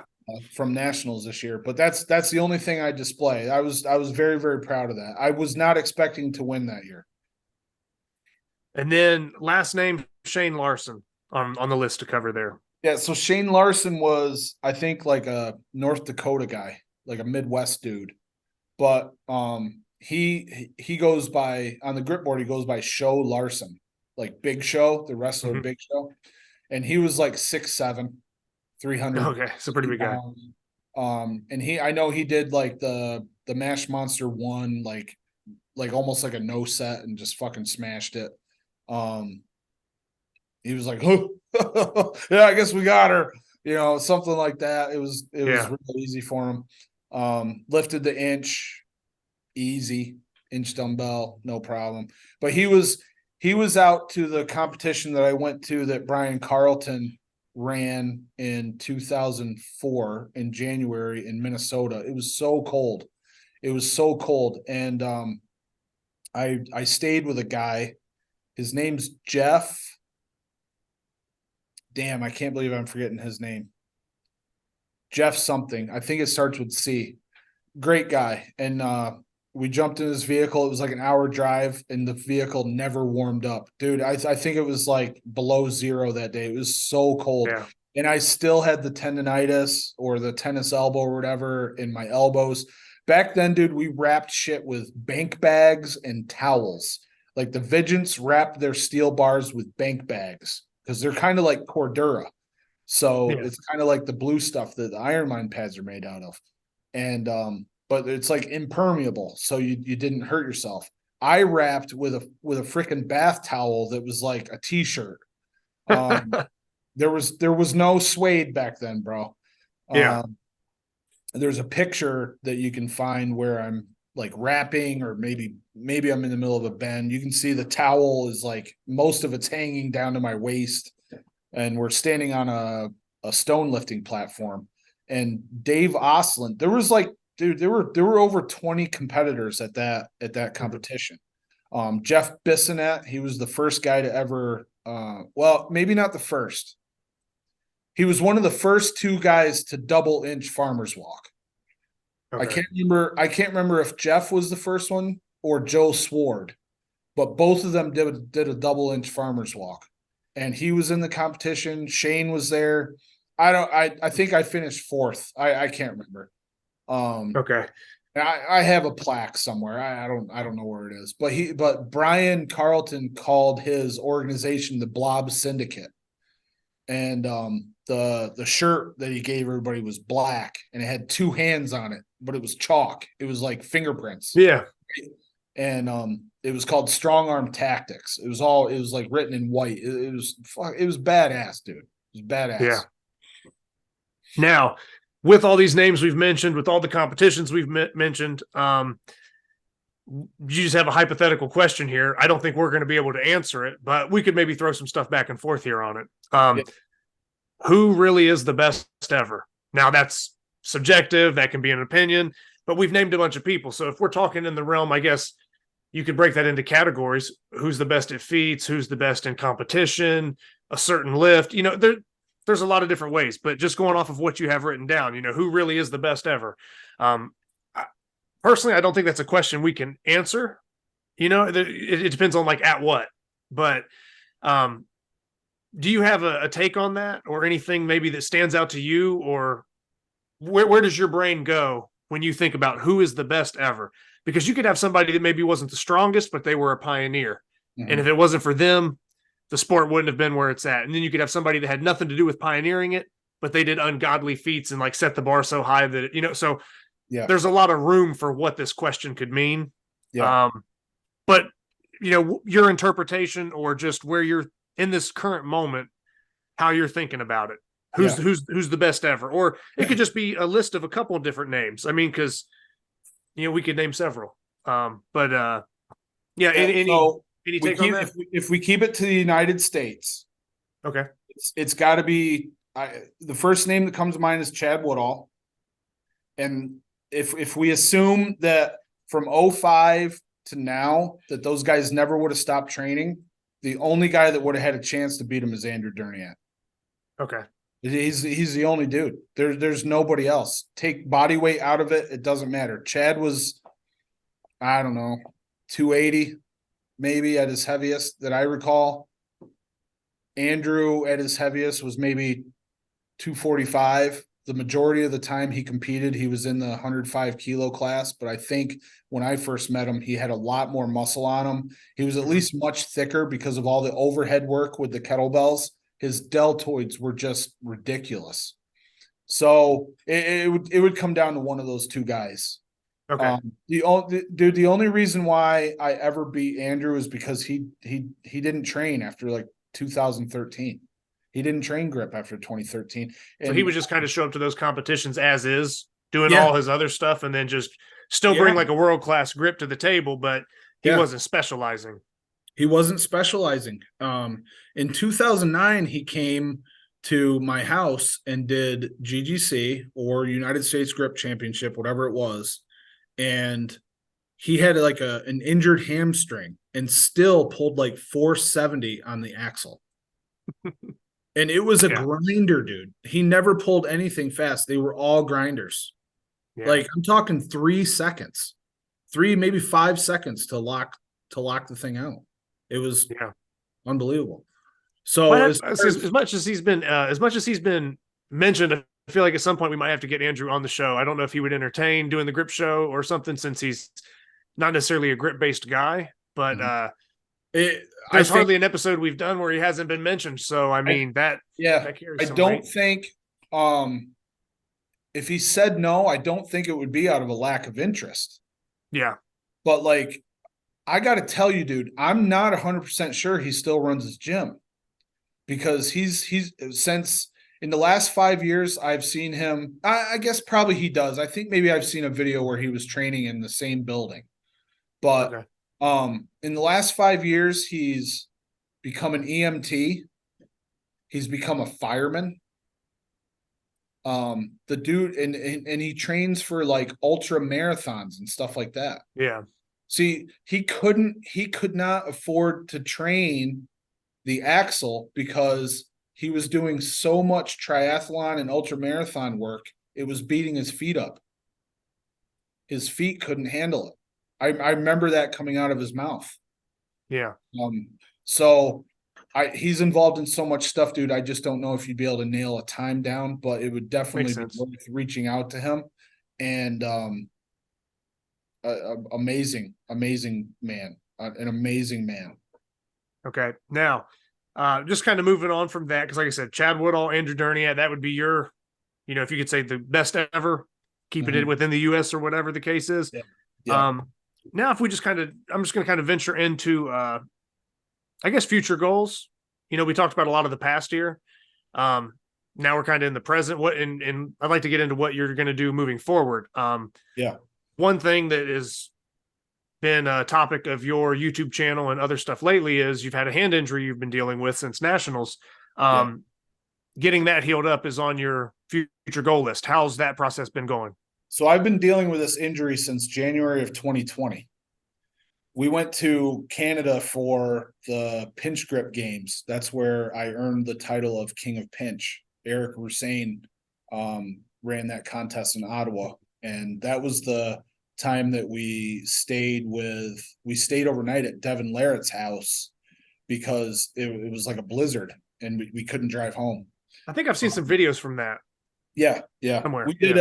We did like a sit down talk, and Devin, Paul Lynn, and myself, I think, all uploaded the same footage to our YouTube channels. Or it might have been like the stuff I got on my camera went on my YouTube channel, and like the stuff he got on his. And Storm Chelino was there, and he, I think, also had a camera. So whatever we got, we were able to use. Okay. And on the way up, it was the first time I ever used one of those vibrating guns, the percussion device.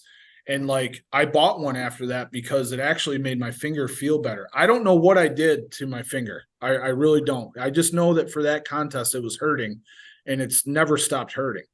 But in April of this year, I started incorporating some conjugate training in my grip work, and I strained something. It just was beyond. I was keeping me up at night. It felt like a migraine headache in my hand. So I had to tone my workout or my training down for nationals, and it was throbbing so freaking bad. I really shouldn't have gone to Maryland's Strongest Hands. Like, it hurt so bad.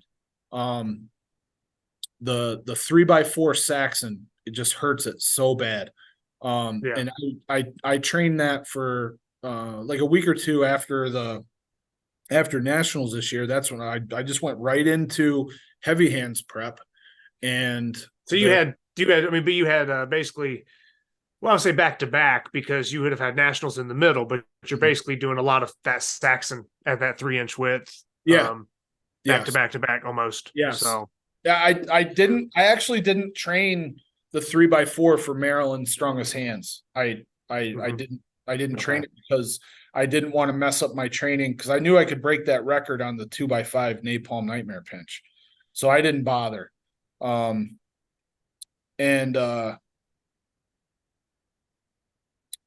like 2 workouts in, dude, I went from the first workout like tripling what Luke was doing to singling what he was tripling Mm-hmm. on the 2 3/8 Andrews axle device that we have. It was just killing me. It was killing me. I was like, I can't do this. So like I haven't done shit left-handed except for blobs and plate pinching because it's literally the only I cannot close a 54-pound rated gripper with my left hand. I haven't been able to for years. It's been years. So I've gone to therapy twice with Jim Wagner. I've stretched every single day except for like 3 days since I started the therapy. It's getting better. Like it doesn't hurt right now. I have crepitus in my fingers. So like when I close my hand, I can feel some like crunching going on. So it is getting better, but I have not tested it. Okay. Like I couldn't lift Blobzilla today left-handed. And I did a double Blobzilla lift like a couple weeks ago. So, I mean, that my strength on block weights is always up and down. So like I'm real close all the time, but I can't always get it. But and I did 245s and I broke 255s off the ground left-handed in the last 3 weeks. And I added 10 pounds to 245s and broke that off the ground left-handed, but didn't lock them out. But the main thing is it didn't hurt afterwards. There was no pain. Yeah. I've been training the inch dumbbell clean, and because I'm afraid of breaking my floor, plus I always feel restricted when I'm in here. Like I'm not giving it my all in this gym. So I've been taking the inches over to the park, and I don't train my left hand clean. But just carrying them in a duck walk with both hands cradling the inches from the gym to my truck, out to the spot where I do the cleans, then back into my truck and back into my gym, it like rattles something in my hand. And just that cupping action, it's that round, that thick round positioning, and it bothers my hand. So it's going to take a while. I mean, I've had it for over 3 years, so it's going to take a while to get better. And, you know, I'm not going to perform optimally at King Kong because I'm left-handed on the jug. So it's just not going to be there. But, you know, I figure the most important thing is to get back to tip-top shape. So I ended up skipping heavy hands. That was like, I might as well just taken a red hot poker and shoved it in my eye because that's what it felt like not going. But yeah, I guess you could say it's progressing, and eventually I'll get rid of this damn thing that I have to wear on my middle finger. But you know, it is what it is. Injuries happen, and you know, I think in the past there's been people that have injured themselves and it's taken them out of the sport. Like some of those names, injuries got them. You know, so many more injuries got them. People that had great potential. You know, there was a guy, John Vogt, who was like closing number 4s, and he was doing an extreme negative on a number 4, ended up destroying his hand. You know, he had the potential to be the first person to certify on the number 4 with the new credit card rules. So, you know, there's people like that stuff like this has happened. It's something that happens, and I'll get through it. Yeah. I'd say the biggest thing is probably just training around it and making sure that you don't do anything that's going to be detrimental. But hopefully the hand will heal up. As far as your own personal feats, do you have one, you know, obviously the hand maybe being a limiting factor for some of this. Do you have a specific feat in mind that you're that's next on your list that would be a priority? The main priority right now is blobs, the legacy blobs. So and that'd be a 145 or working your way up to a 145 or 150. Yep. So I had done double Blobzilla before. I wanted to get that again. I got that. I have done the 140, the Blob Father before, and I've done that. So I'm working. I have not done the half 145, the Gigantor Blob, and I have not done. I've broken the Gigantor Blob off the ground ever so slightly, but I haven't lifted it. And then the 150. So right now, that is my main objective, since it doesn't cause me any issues.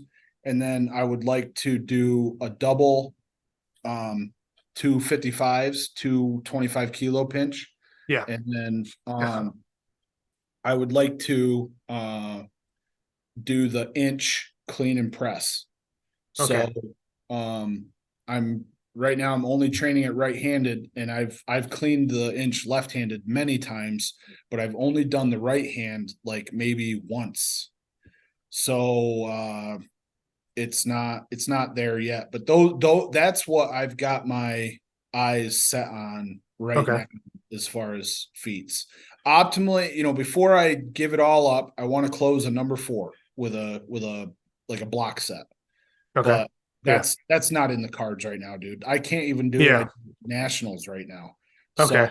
So, and for some reason my freaking hand keeps tearing here in my palm, and like I had to skip grippers this week because I couldn't train them. It was cracking in my hand, and that's never happened. I don't even know what that's from. I guess I'm just being a little bitch. So those would kind of cover your feats, or just things that are on your agenda coming up. Yeah. I think this is interesting here, because that's stuff that includes like your own personal goals, where, we all have kind of the goals that we're shooting for, but with you also, having clients, coaching, running your own gym, running your own grip site, stuff like that. You kind of, or your own grip organization, right? Because I mean, technically, if we break down like, I guess Grip Sport International, is there a board? Is it basically just Jedd Johnson? What exactly is the story with that? Just, you can count me as the figurehead. Eric Okay. Hussein is extremely important. If someone asks me a question, I try not to even answer it until I've consulted with him. Yeah. He was on the board for North American Grip Sport and GSI for years. He got frustrated with the process. Quite frankly, I think everybody got frustrated with the process because the process simply wasn't good. So he and the other people that were involved dropped off. So right now he's not involved in any kind of discussion because there is no discussion, right? Mm-hmm. But he and I kind of consult. We kind of keep things going in the right direction. And then Josh Culpepper has also volunteered to help us with some data analysis. For instance, if you look on the grip board at the qualifications to be considered for nationals, those are very dated. I think like one hand deadlift is on there. Nope, nobody does that, right? There's stuff on there that's like adjustable thick bar. Nobody does that stuff. So we're in the process right now of restructuring that, and he's going to play a big part in the data analysis. I forget, it might be AutoCAD or something, but he is able to pull the data out of the top 100 lists and analyze it based on overall and by weight class. So we're going to have some more information coming out on that, but it's going to take some time to go through all that data. So, and then, we also have this was a recent development, which really nobody knows about, but there's a core group of people that are included in this email conversation regarding certain controversial topics. The last one was bracing. There's a certain individual that has put up training footage, never competed in a contest, but he's put up training footage, and people are afraid that he's going to try to brace the implements against his crotch, thigh, whatever you want to call it. And now, would that be against his lateral thigh? No, that would not be lateral thigh. That would be medial thigh. Okay, just had to check. Yeah. So, there's been less than a handful of bracers, we will call them. The one guy is not a competitor. The other two guys, one guy has never done a contest and has no intention of doing a contest. The other guy has intentions of doing a contest. The third dude has done contests. These are probably the three most famous bracers. But here's the problem with that. These people put out videos these people get recognition for feats, and the layman, the new entrant, the inexperienced, uneducated lifter sees this and they think it's okay. And then you see other new guys or gals performing this medial thigh bracing in their lifts. So, you know, and it's been addressed, and in all three cases, the person has responded completely differently. So it's just, you know, I look at it as someone that's been doing this for 20 years as a problem that could not get out of control, but could become more prominent, take place more often. And it is an issue. I mean, I was not the one that created this email conversation about this one individual. However, I have addressed it to the individual in the past immediately upon seeing it. And I've addressed it to the person who I believe is running the King Kong venue that this person is planning on attending. So the way we left it was, it's really up to the promoter to witness it and make the call. It's just like down calls and arm lifting. Like the judge has to have the fortitude to say, that's no lift, you didn't lock it out, or that was braced against your thigh. You know, that's where the weight is on the shoulders of the promoter. And, you know, it's been addressed as well as we can. Okay.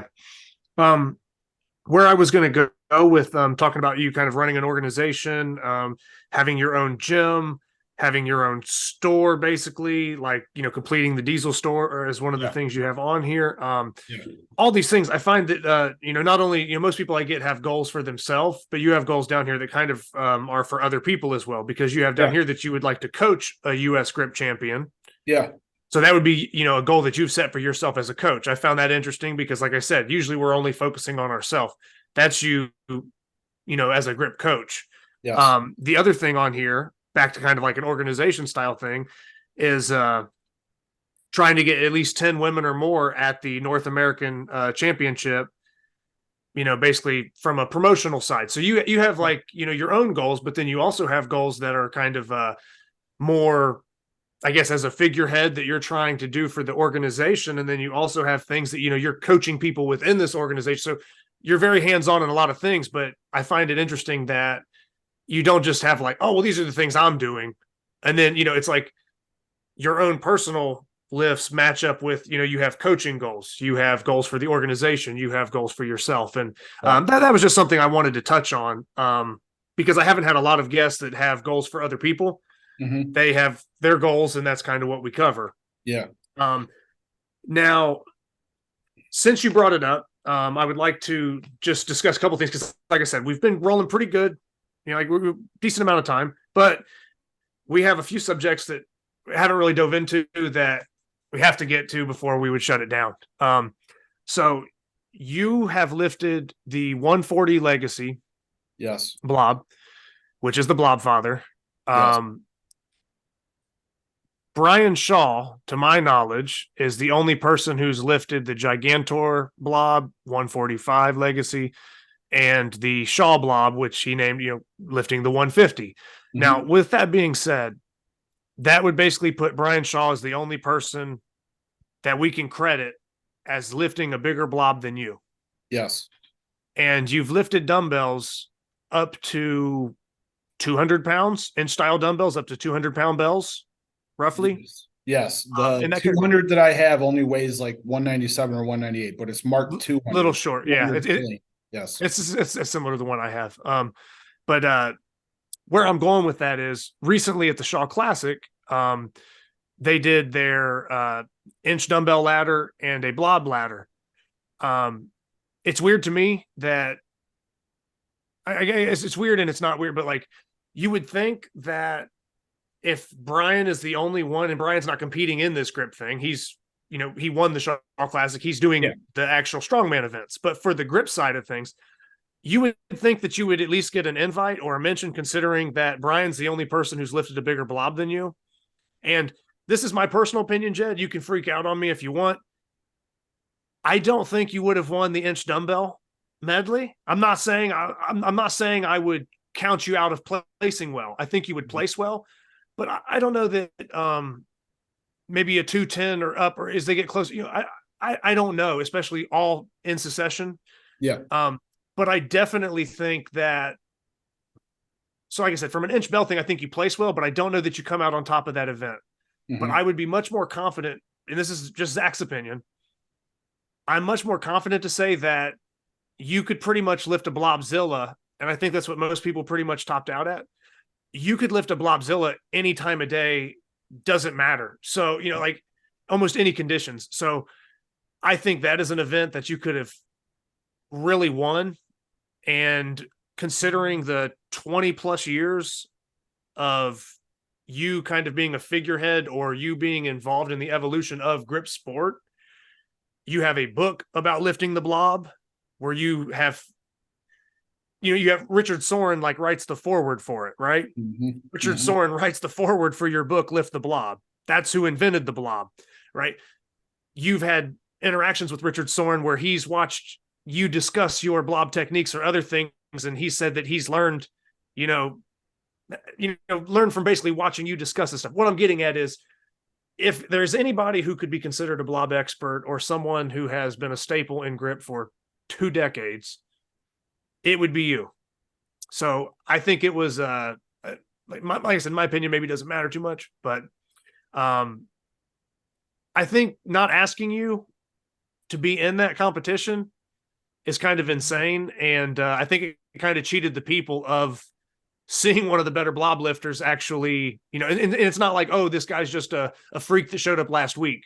Yeah. It'd be different if it was just some guy with giant hands who was strong and he showed up last week. Oh, he's strong. Okay, so what?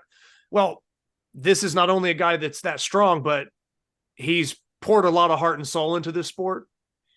I'm talking about you. And you've poured a lot of heart and soul into this sport and been a big part of it. So to see you get left out of that was interesting to me. Do you have a take on that? Because I'm sure if asked, you would have loved to have been there and lifted. Yes, absolutely. We've seen the videos of Brian Shaw's blob runs, blob medleys, whatever he calls it. And from day one, I knew I could get to the 130, as long as it's, decently seasoned. You're right. Basically any day I can lift my Blobzilla. I first did a double Blobzilla, dude, in like 2017 or something like that with, I borrowed Paul Knight's blob for a while. And now the one that I'm using is, one that, Luke got a hold of. Here's the thing. I asked the guy that, as far as the information I've received, the guy that organized the competitors to come to that contest was Joel Dirks. And after, I didn't want to, when was that contest announced? January? Something like that. I mean, Evan had tickets to go there for months. Okay. Yeah. The guy that I train body training with, and he comes and does every grip contest that I have here, was already planning on going to the Shaw Classic. So it would have been a vacation for us to go to the Shaw Classic together.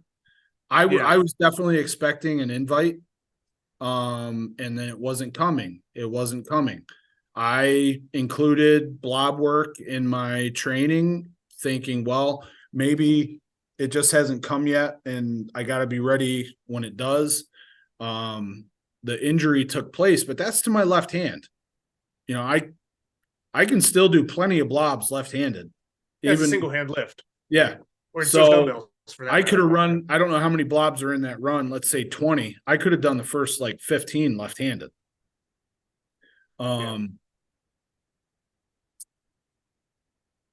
Something happened where Joel put a feet up and the inch dumbbell was resting on his leg.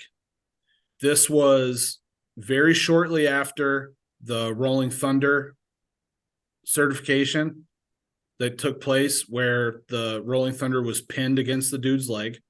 This was right after the other dude was pinning every single thing against his leg that he was lifting. So I made a comment on the video. and I replicated, I would say I exceeded the difficulty level of the feat that Joel did. And it took me several weeks to do it, but I ended up getting it. It was probably like 50 attempts that I took in order to get it, but I ended up doing it. Well, and I was gonna say there's a difference between like lifting we're talking a half 100 blob. So if we say sub 100 blobs, and then we talk about introducing a blobzilla into the mix. I mean, you had a blobzilla in your chain of 3 blobs that you lifted for that. So that's I believe it was Blobzilla, Fat Man Blob, and Next Gen Blob. Yeah, which would that's not up for debate. That would be exceeding. Yeah. It's just for context. Right. So, and I don't know what Joel did. So, but the point of the matter is he picked the inch dumbbell up and rested it on his leg so that it could not possibly fall out of his leg. What I did is I picked it up and I held it at my side, even slightly behind me. And there may have been contact with my pants, but it was not being pulled into my leg. And I went Blobzilla, Fat Man, Next Gen, and I did all 3 without setting the inch dumbbell down. There were countless times where I dropped the inch as I was doing the Next Gen. I might have failed the Next Gen, but never dropped the inch. It was over and over and over. So eventually there was a comment made. Let's not use passive mood. Eventually I made a comment on Facebook and Joel saw it and said, "You've got a problem," or "You should go see a psychiatrist," or something like that. And this was all before the Shaw Classic was even the Shaw Classic grip contest was even taking place. And I feel that I was left out of that grip contest because of the personal issue with Joel. I asked him after the competition was over, because I didn't want to bug him. I know what it's like to run a contest. I know what it's like to be the person that makes the decisions. I know what it's like. I figured he was doing the competition. Out of professional courtesy, I did not ask him for an invite or about the selection process until after the competition was done, and I got crickets back. Yeah. So I feel that it was a personal issue. He took exception to my remarks, and I guess the lesson that everybody needs to learn, including myself, is there are repercussions to things that you say online. Whether it be email, Instagram, Facebook, whatever the case, TikTok, which I don't fucking use. But there are repercussions, and my willingness to speak my mind through a comment, but it's braced on your thigh. Yeah. The inch is braced on your thigh, dude, or something like that. Like, that was all the comment that was made. And then the medial mania, that was about the rolling thunder lift. Yeah. But I continued to make comments about bracing, because bracing, frankly, is fucking bullshit. Well, and like I said, and I think I had this discussion with someone else where it's like, it only takes a handful of, 3 or 4 strong people to come along, brace or whatever, or 3 or 4 incompetent judges to pass certain lifts, and you can basically erase years and years of history. Yeah. From a competition perspective. Now, if you're just doing a feat in your garage or whatever, okay, you can fool people that don't know anything about the sport. That's whatever. You can do whatever you want for attention. But a lot of that kind of thing right there, Zach, is why we no longer do photographic evidence for feats on the grip board, because you can't always tell if it's braced.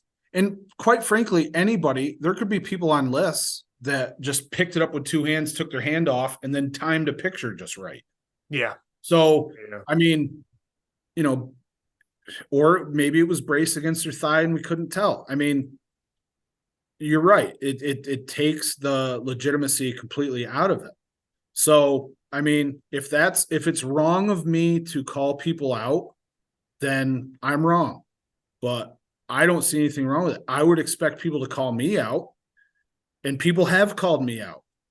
And when it's legit, like, I'll give you an example. I used to add weight to the Blob with boot strings. I would tie boot strings to I know where you're going with it, but yeah, keep going. to the 10-pound plates.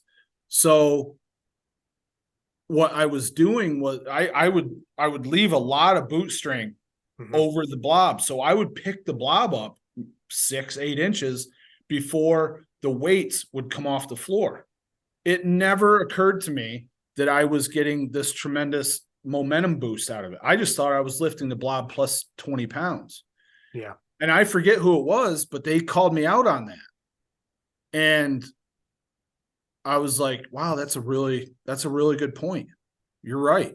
So I shortened the boot strings and I lifted it blob plus 20 pounds with the shorter. And that way all the weight is breaking the floor at the same time. At the same time. Which is much different than you kind of getting that running start with some slack. Exactly. Yeah. So for sure. There's been other times I've been called out for shit that was not fucking true.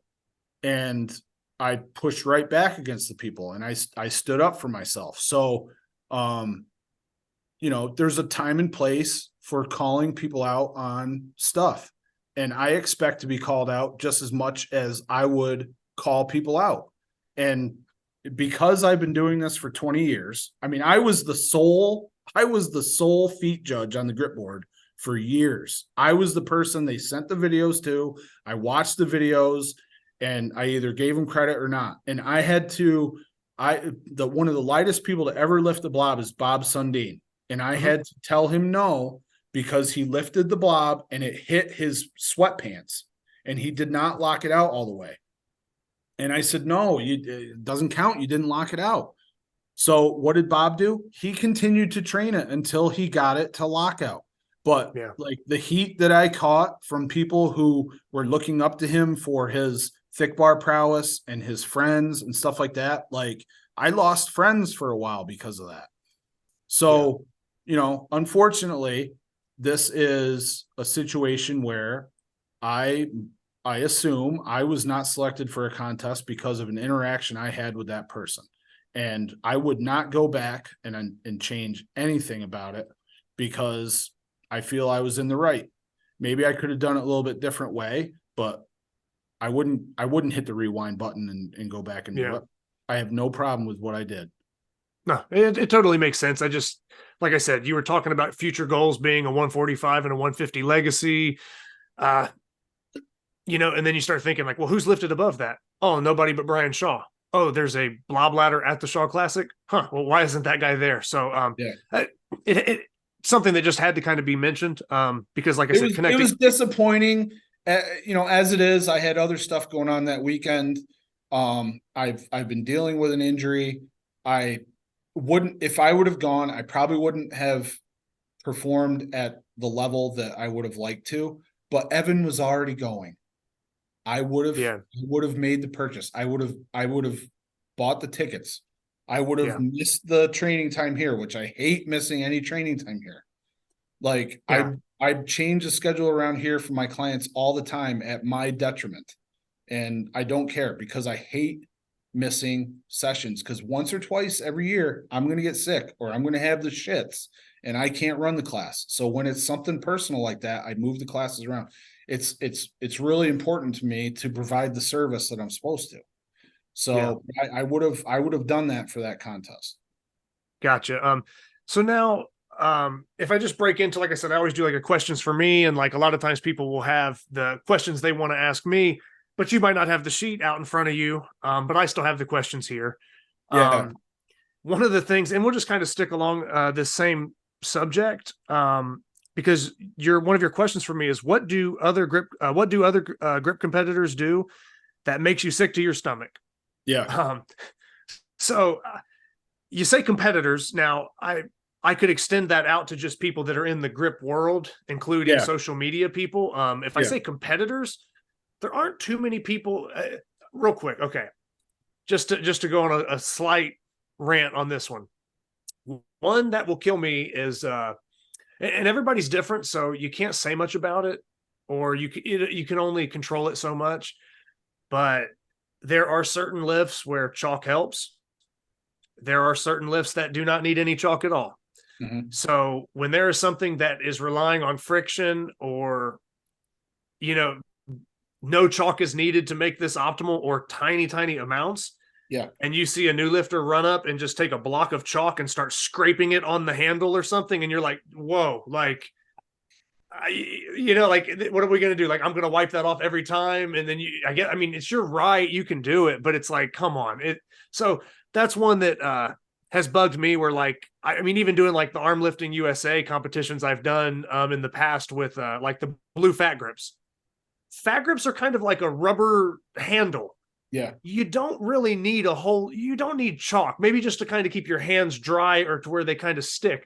And I've been in competitions where, I mean, people were just scraping blocks of chalk on top of it to where, I mean, it was like powder. You might as well pour baby powder on the fat grips. And I'm like, what are you doing? Like every time. So, that's one, I guess, is when somebody that like, I do not mind competitors adjusting the texture, but there's a difference between adjusting the texture to yourself and completely ruining it for everybody else. Yeah, because really a lot of lifts, if you take the block and apply it to the implement, you are ruining it. You are making it harder for yourself.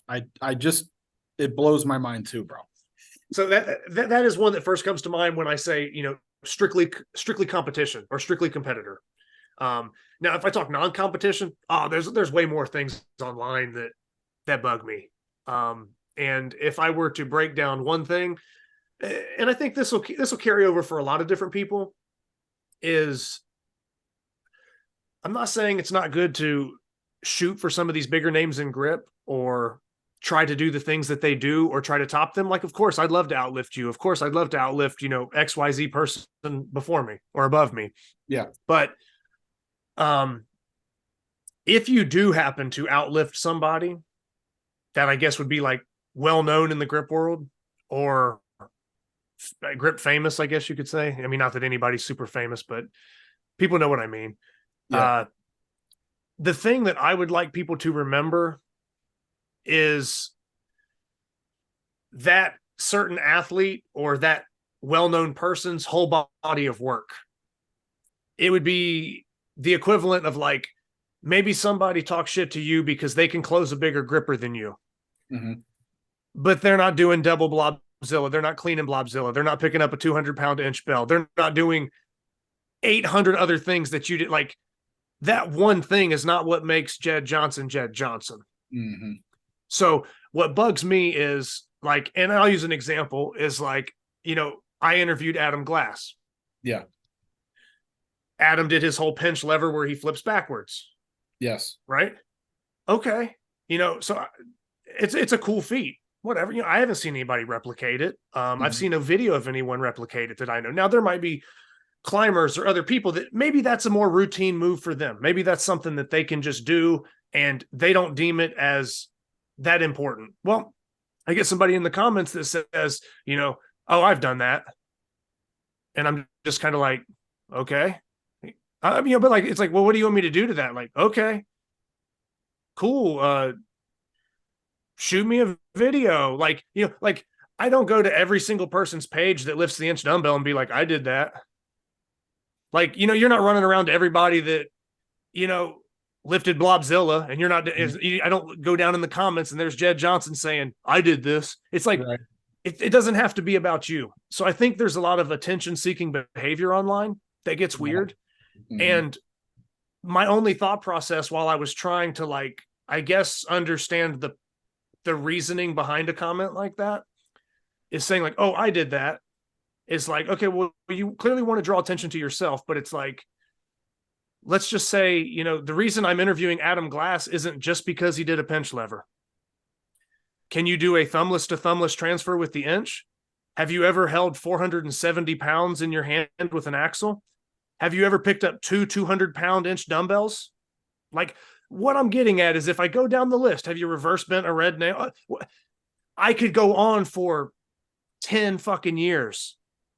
And it's like, the one box you checked is doing a fucking back pinch lever. And you felt the need to announce that on Adam Glass's interview or underneath a promo for it. Cool. Right. I mean, so that's something that bugs me when somebody that, like I said, like Adam, who has a body of work like that, or someone like you that has a body of work, it would be like I don't know, outlifting Lane Snook on the hub or something. And then like, hey, I did more than him. It's like, dude, I don't think anyone cares. Yeah. Like, you know, the reason I'm talking to Adam is not because he just did the back lever. The reason I'm talking to you isn't because you closed a number 3 or something. Like, there's so much more beyond that. So that's one that I find funny is when people try to I don't know, sort of clip at the big dogs, but they don't put it in context where it's like, well, okay, you're going to name the one thing that you matched them on. You're going to name the two things, you know, you're going to name that one time you beat them in a competition, but are you going to like bring up the other 99 things that you'll never do in your lifetime? So that's just something, I guess, maybe that strikes me a little odd with people. Yeah. When it comes to, I guess, trying to one up somebody or always trying to put your name in the mix is like, if you are that strong and you are that good, then other people will talk about you and you won't have to do it. Mm-hmm. And that's how I break it down. And that goes for anything in life. If you're the only person that's telling me how tough you are, you're probably not very tough. If you're the only person that's posting around how strong you are, you're probably not. Yeah. You know, Carl Meyersko never had to message me and tell me he was strong. Adam Glass didn't have to like reach out and email me and be like, hey, Zach, I'm strong. Like, you get what I'm saying? Yeah. So it's a funny, it's funny, but like, it's a true thing. So it's like these people that I guess crave that attention. They want that acceptance so bad that they're going to throw that out there. It's like, just keep your head down and keep training. And if you're good, you're good. If you're strong, you're strong. And your work will speak for itself. But yeah, just, you know, create a body of work before you start trying to act like you're, I don't know, 20. I don't know. You get what I totally agree. So I didn't see the comment that you're talking about. I didn't catch that. Was it also like a no-name person, or was it actually a name? And if you click on the person's name, does it go to a channel that actually has content on it? It would be Instagram, and it would be somebody that's newer to the sport, and it is somebody that does possess good grip strength. But once again, it's not Adam Glass grip strength. Yeah. It's not 20 years in the game. The reason I ask is like, I'll put a video up. Let's say maybe it's a 15-year-old video of me closing a 3. You're like, oh, I'm only 16. I can do that 20 times. And then you click on the YouTube and it's like a blank page, or there's video games, you know, screen recordings, you know. Yeah, that usually happens. So no, this is somebody that actually possesses good grip potential and has good grip strength, but like I said, I don't like just another funny example. Like if you want me to pretend that I'm that way, when I did my first year of grip competitions, right? This would have been when Adam screwed up his finger and had that bad cut on his finger where the strap set up on that inch dumbbell lift like peeled his whole skin off. So he basically did a stage of the Super Series one-handed. Mm-hmm. So I have no delusions about this, but this is where I could like, if I had that mentality, I could literally say, well, in my first year of grip, I beat Adam Glass on the pinch block. Yeah, that's true. But like, did he also outlift me on the blue fat grips by like 120 pounds? Probably. So like, I'm not talking shit. Like I understand my place. So I'm not trying to cherry pick. I'm not trying to cherry pick that one thing where I could be like, oh, well, I could hub lift more than Jedd Johnson, or something like weird. It's like, I don't like these guys that try to cherry pick and kind of steer a narrative or introduce themselves in these situations. And it's at the expense of somebody that has, like I said, a much greater body of work. And it's like, I know I'm going on a tangent with this, but this is like a question you asked me, and I just got to like roll with it. I like it when you go on tangents. So I wanted to put something on there where we'd get a good Zach tangent. Well, this will be it, because you have to understand, like, and like you said, playing college baseball, doing strongman lifting, you have a whole other life outside of grip. So I'm not saying some of these other people don't have lives. Okay. So I'm not saying, that some of these people that maybe I'm discussing don't have a life or other hobbies or other things, but like, you have to understand that from a young age, I pretty much played 3 sports: basketball, baseball, football. So I've done that. I've weightlifted over half my life. I got into the grappling and MMA stuff in like 2009. I'm 32 years old. I have been pretty much fighting or at a like pro fight level in pro fight camps, working with people for 14 years. So if you outlift me on a pinch block by 3 pounds, it's not like I don't place every bit of my self-worth on grip or what I lift on a certain grip piece. So that's what I mean, like with the whole like, oh, well, you did what Adam did, or oh, I can do what Jedd can do, or I can do what that guy did. It's like, maybe that's not what makes him him, because there's plenty of people on the grip community right now listening that, yeah, there's 100 dudes that can outlift me in a lot of stuff. I mean, I just went to my own competition and placed 8th. I can handle that. It's not a big deal. That's part of competing. That's part of putting it on the line. Yeah. Better day. Maybe I end up in 5th. Yeah. Didn't that day. Ended up in 8th. It happens. So I would just like to remind people, when it comes to these, like, throwing your name in the hat, or always wanting your name in the mix, or always wanting credit for outlifting somebody or matching someone else's feet, is that like, that's cool if you care about it. But like, you have to understand that, like, yeah, I can lift an inch with a can on it, or 2 cans on it, or stack 2 cans on top of it. I've lifted up to like a 125 legacy. I'm not trying to like pat myself on the back with these feats. I'm just saying stuff I've done. But it's like, if you take the upper end of all my feats,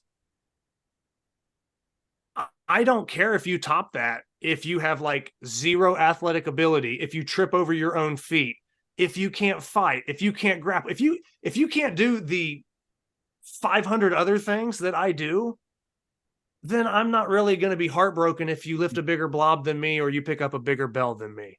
Yeah. Because that one lift is not what makes me me.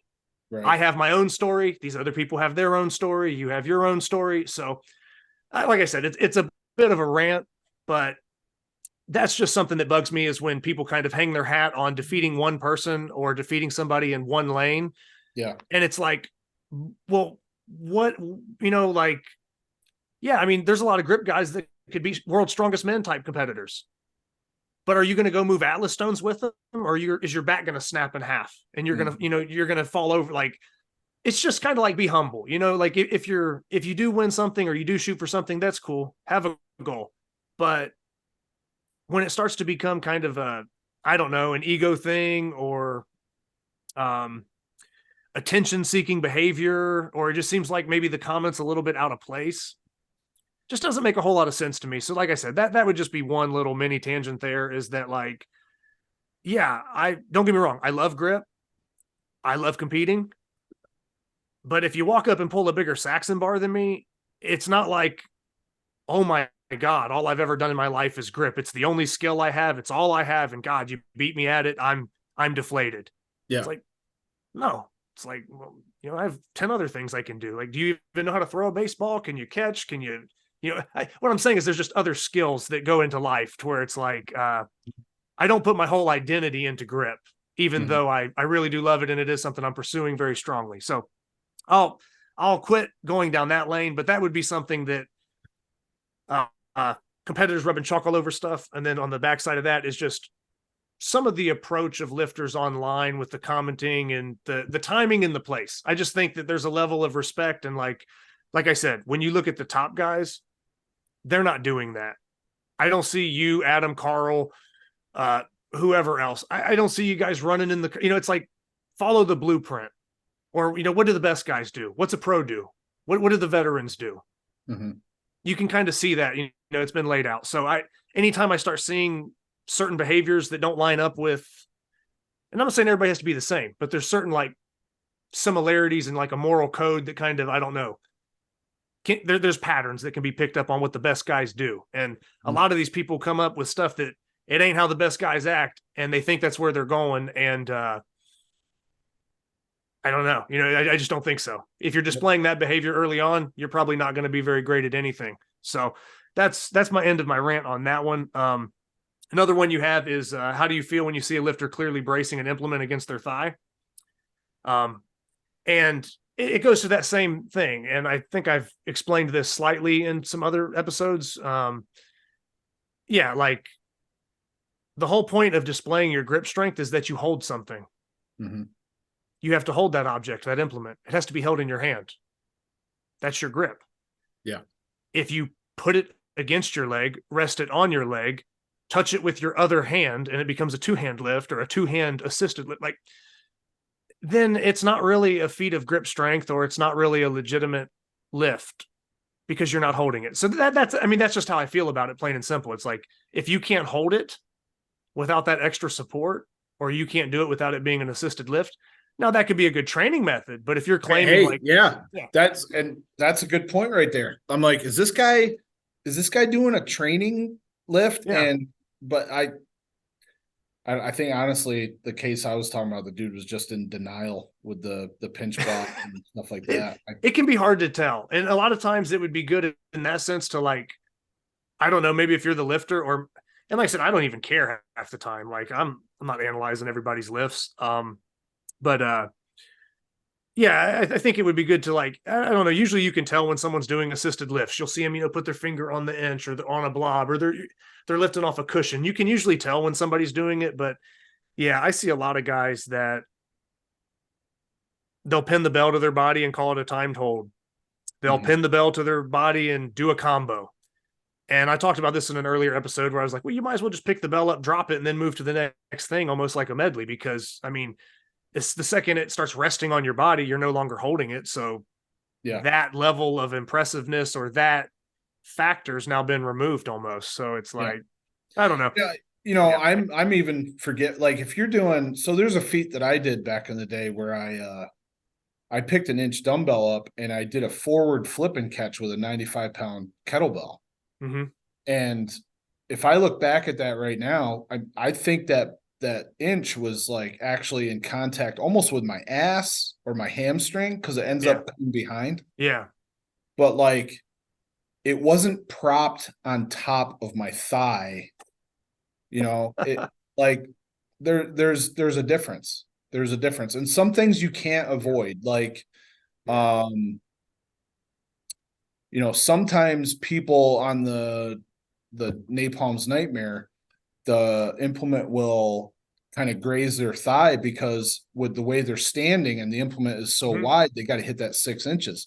But there's a big difference between it like grazes a few fibers of your pants and you wedge it between your inner thigh, like, and then squat it up.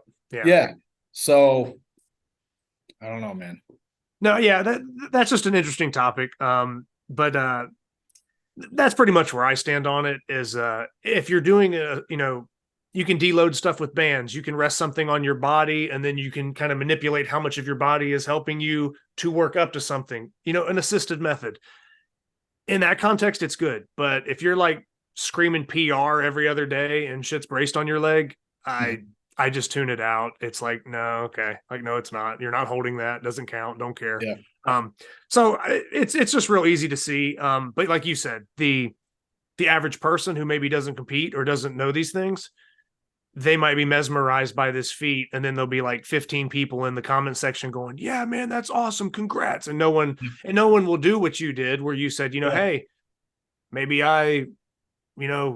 maybe I could have handled it different, but I chose to say something like this. But yeah, I think it's I would rather be called out if I was doing some suspect stuff or something that wasn't something that wasn't credible. I would much rather be called out and correct it and improve myself than just have a cheerleading section in my comments that signs off on me basically faking stuff or not being able to do stuff and pretending I am. But so that, like I said, that would be most of what I would have to say on that subject. And like I said, I don't want to get too crazy on some of those topics, but yeah, I don't know. I mean, yeah, I'm sure there's a lift that I could probably tie Carl on if we go down the list of 100 things that, handles they make, but am I going to be down in the comment section talking about it? Well, that brings up a good point. Like people have asked me multiple times who would win between me and Brian Shaw in a grip contest. And I say, I think if we had the right events, I could probably beat him. Yeah. Like, because there's stuff that I've trained for decades, i.e. the Euro pinch. And like, I think I could beat him because he's had no experience with it. He doesn't know what width he's on. He doesn't know what width to do to maximize his pinch. So that right there could give me the advantage. I don't know, but I think, like you just said, with the right events, you could beat Carl. I think with the right events, Well, I could. I was going to say, I wasn't going to say right events I could beat Carl. I'm saying if you go down like 100 handles that are made, I might be able to find one that I could beat him on. Mhm. Not a whole event lineup, but just one handle. But what I'm saying is if we're being that specific, like 1 out of 100 handles I could possibly get Carl on. Mm-hmm. I'm not in his comment section or in another person's comment section that reposted it going, well, I can do that. What's that?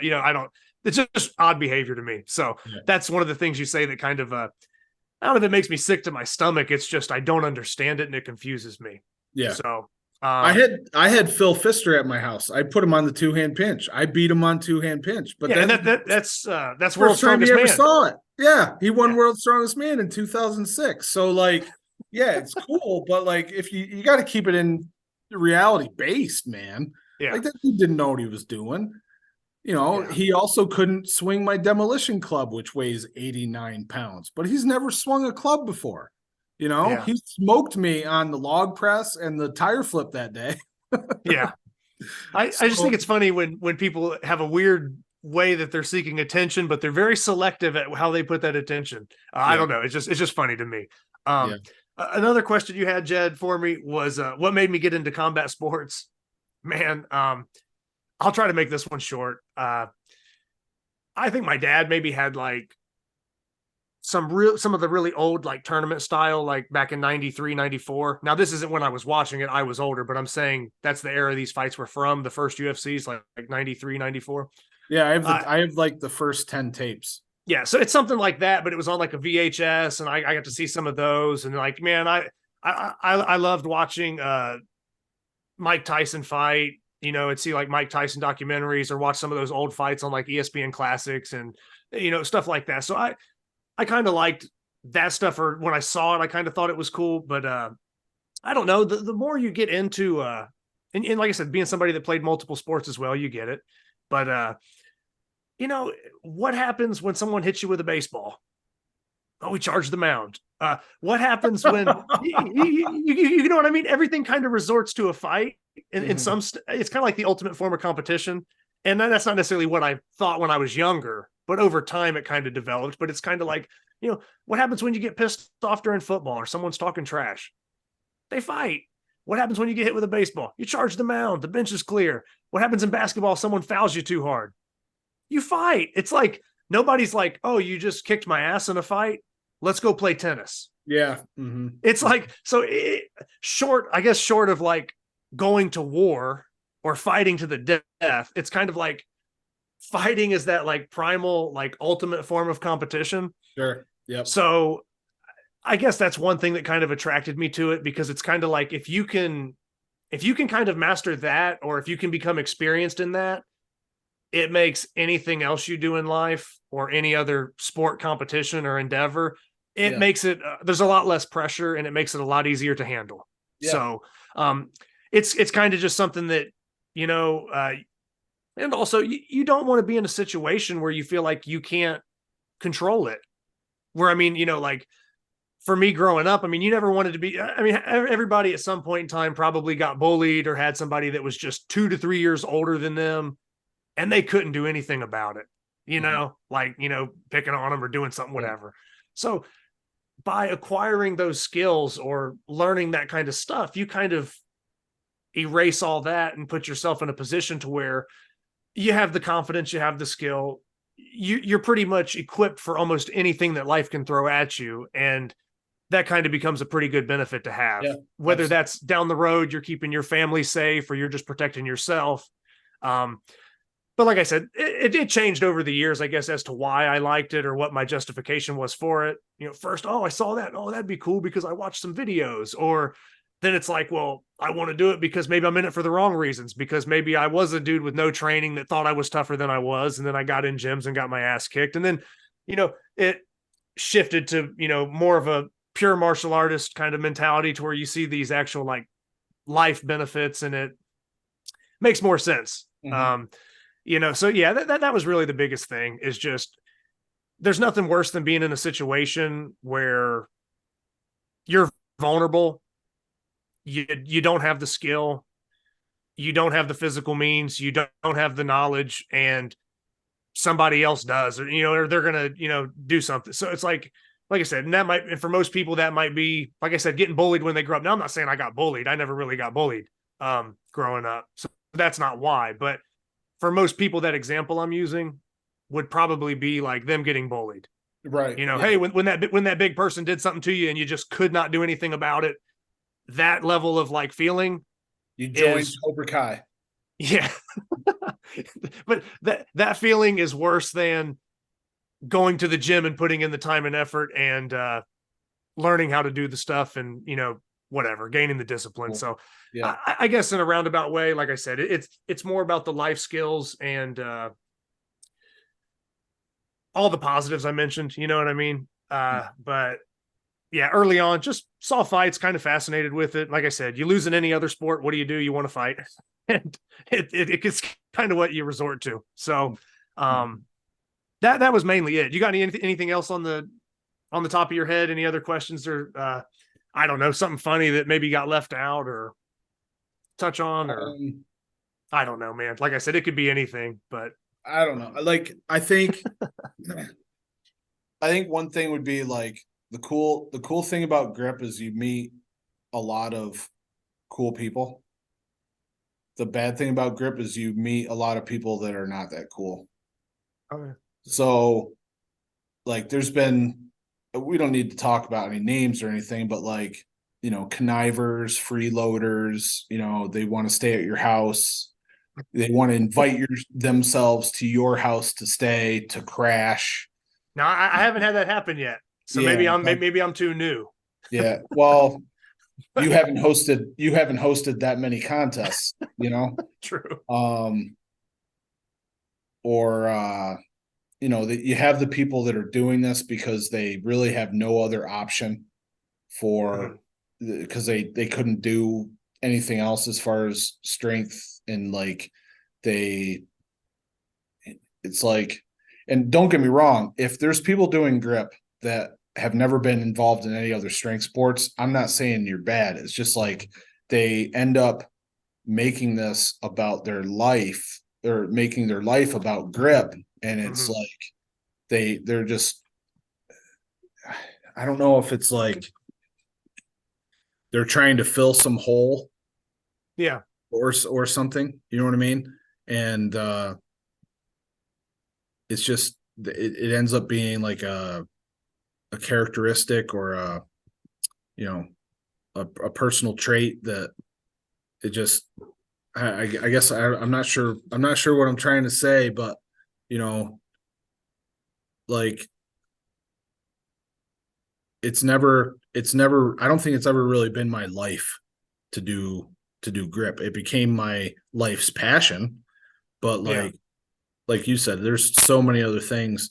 And grip has actually, now that I think about it, ruined relationships, ruined friendships for me. Like, there's people I don't talk to anymore because they got sick of inviting me to do stuff and I didn't go, so I don't get invited anymore. So like, and I guess along those lines, I guess I'm maybe guilty of making it too important, but I just always thought it was more important to go get my workout in or get my grip in so I could compete well than to go out drinking and stuff like that all the time. But I don't know, I guess I lost my train of thought with it's just, there's some people that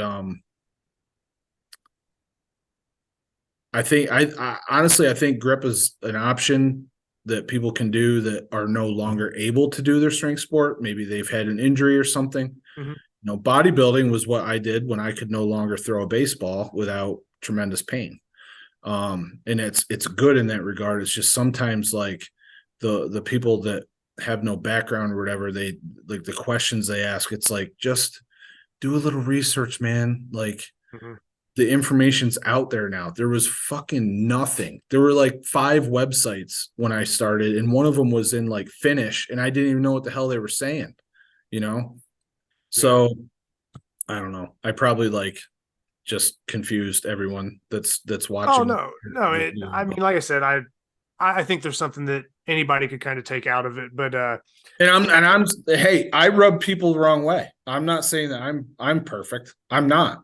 But like I'm trying to do everything I can to grow this sport that's within my means. I can't go everywhere. I can't do everything. I can't show up and do free stuff all the time. I can't, answer every question that I'm asked. It's impossible. And I try to, for years, I tried to at least respond with a thank you or a thumbs up or something when people left a comment on my YouTube. And it's like, I can't justify that time anymore. I'm trying to do other things that are going to move my business along, the sport that I love along, to help people out,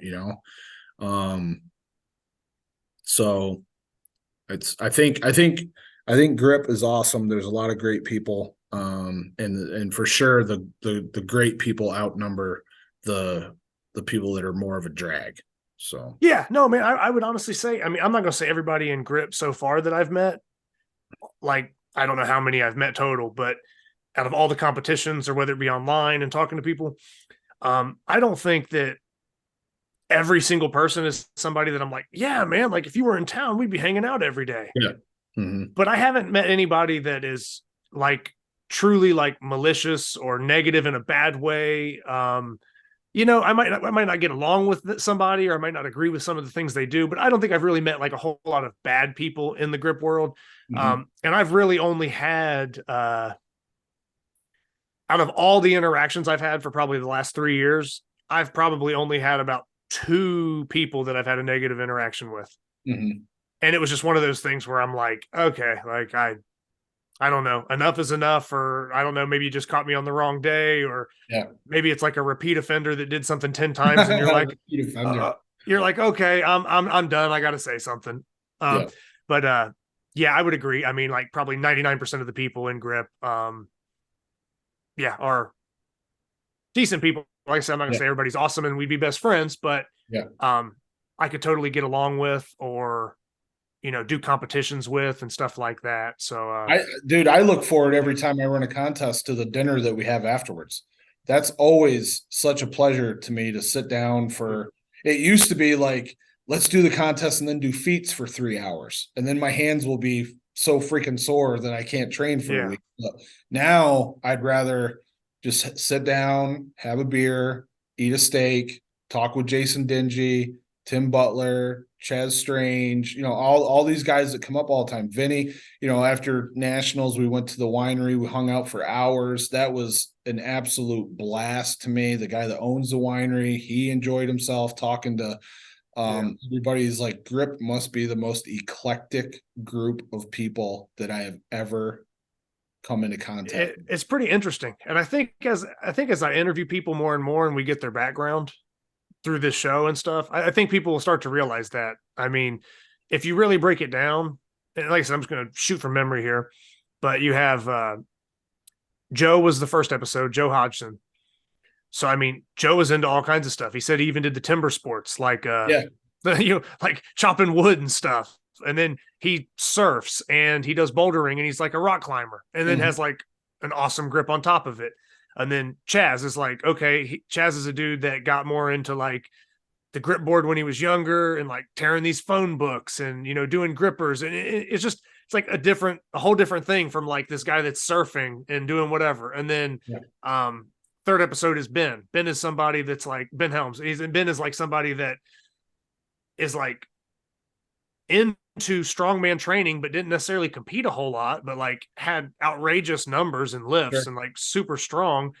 So you basically have like guys that were doing other stuff. And like, not to say that Ben didn't do anything, but it's like, if you ask Ben, like, well, did you power lift? And he's like, well, I trained powerlifting. Did you do strongman? Well, I trained strongman. It's like, he didn't really compete, but like in grip, he competes in it, but he like came in with a strong base. And then Luke is similar to where Luke didn't seem like, I don't know what Luke did growing up completely, but it was like jumped into grip and then this arm wrestling stuff. And then that kind of like, he's a physical therapist and then he like changes lanes completely.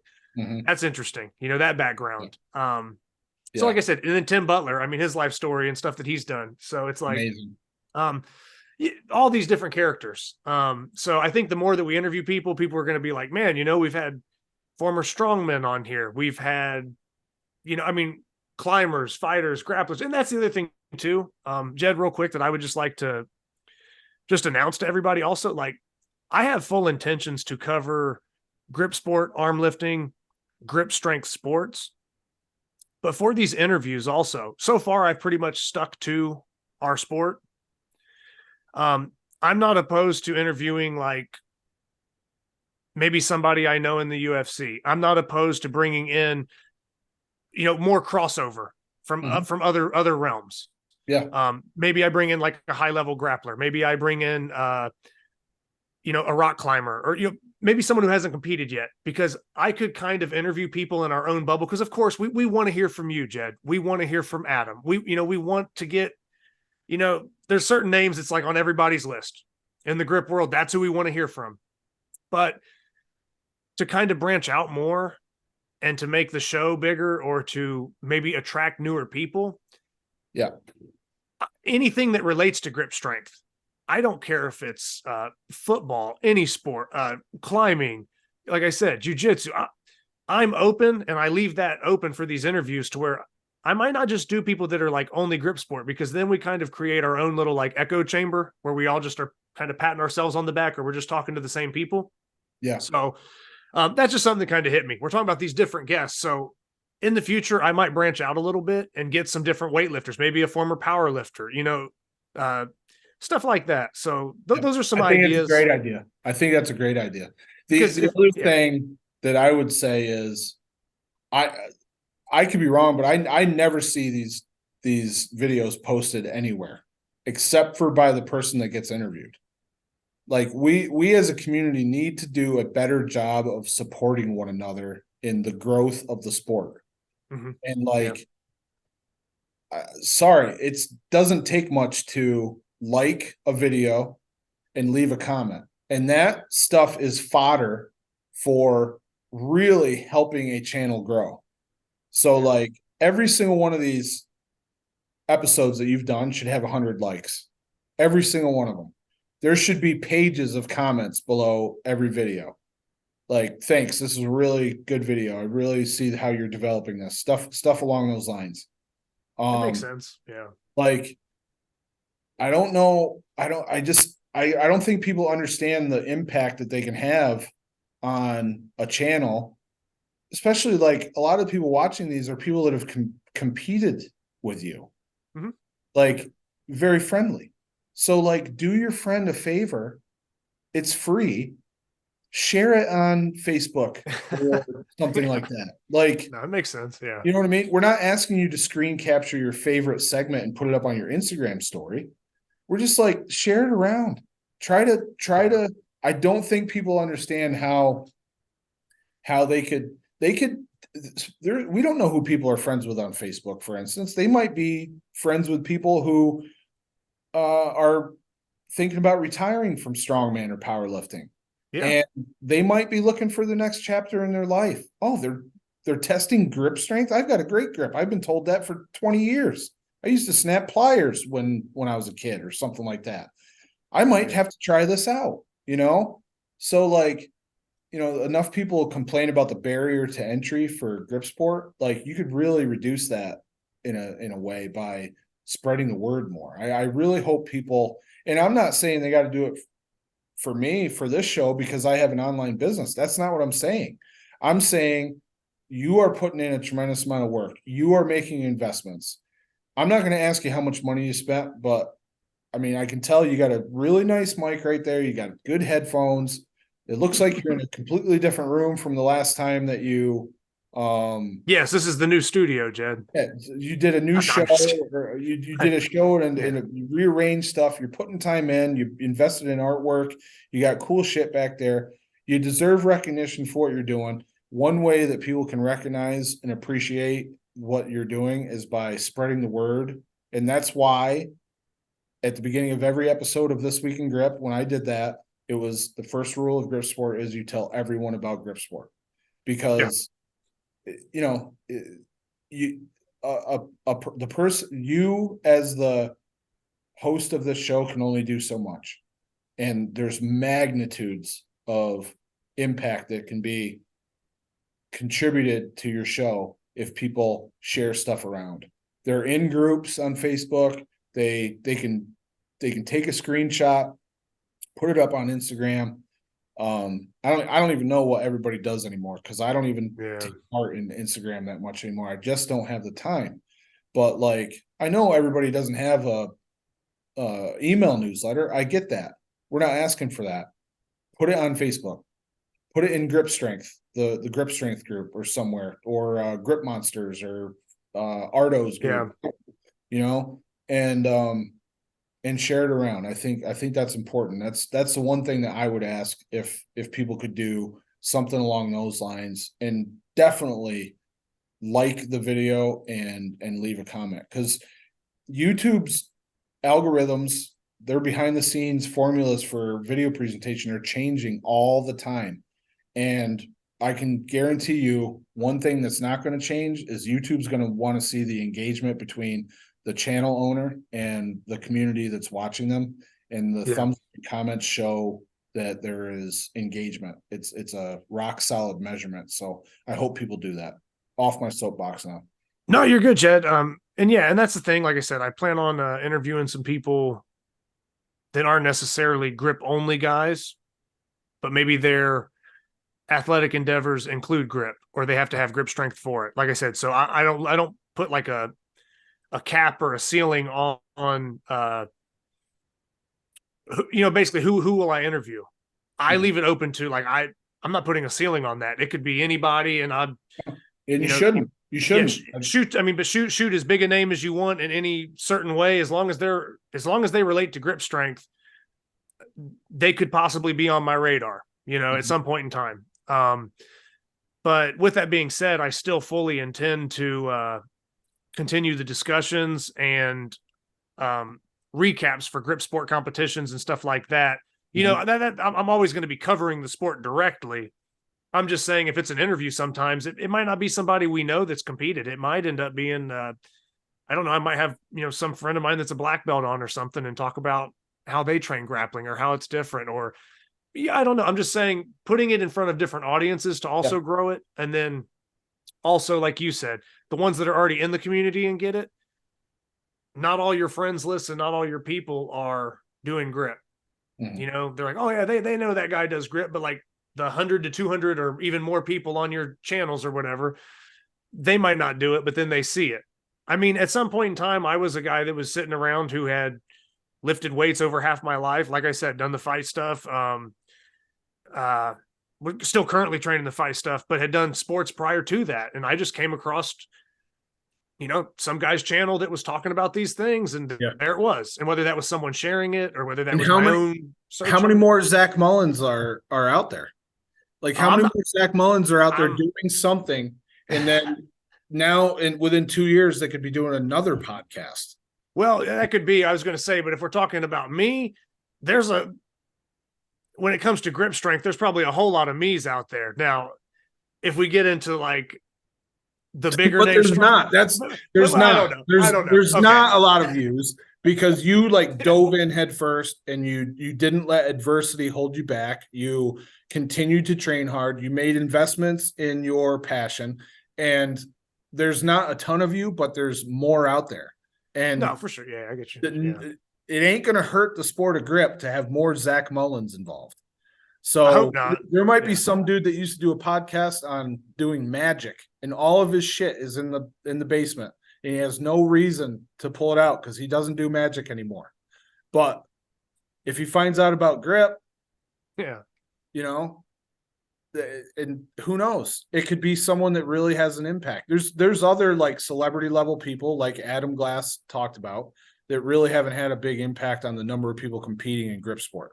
Yeah. But you don't know who could possibly be watching, You just and that stuff might come back around, like you said. Maybe there's somebody that kind of saw it, never gave much thought to it, and then a couple years down the road, they're in a different spot, and now they're ready to do it. So they circle back to it.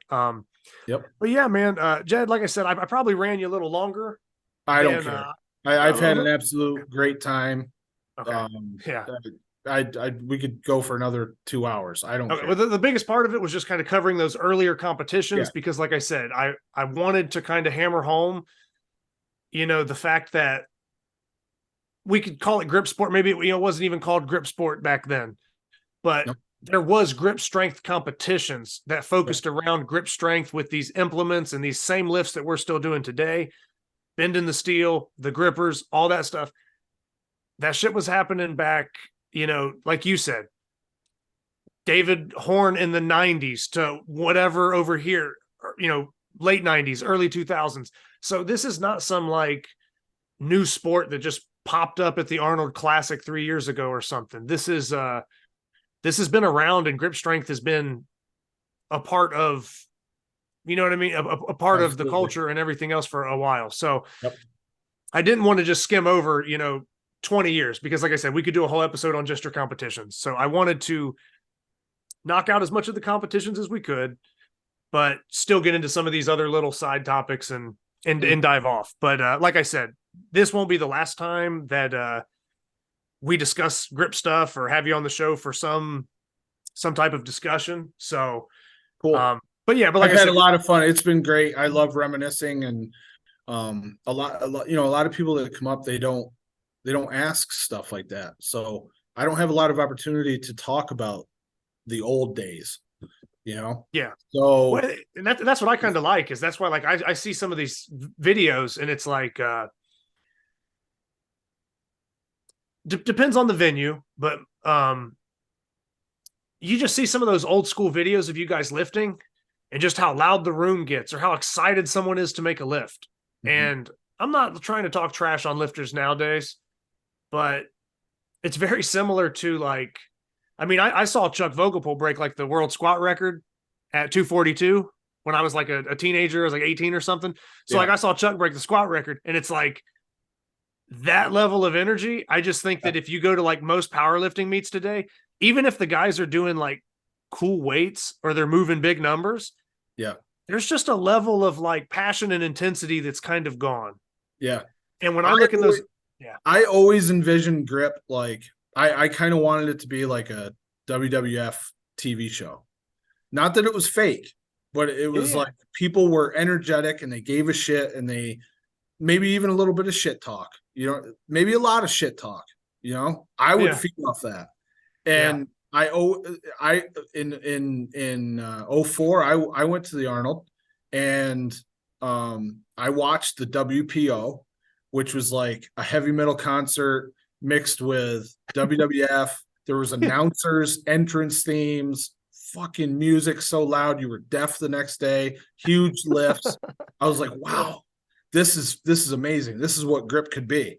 And like, I don't know, maybe like sometimes like when I'm at a contest, I'm so cerebral. Sometimes I'm so subdued, and like nothing really comes out of my mouth until I get really pissed off or hit a number I've really been trying to train. So, like even I'm guilty of not creating the atmosphere that I want to see.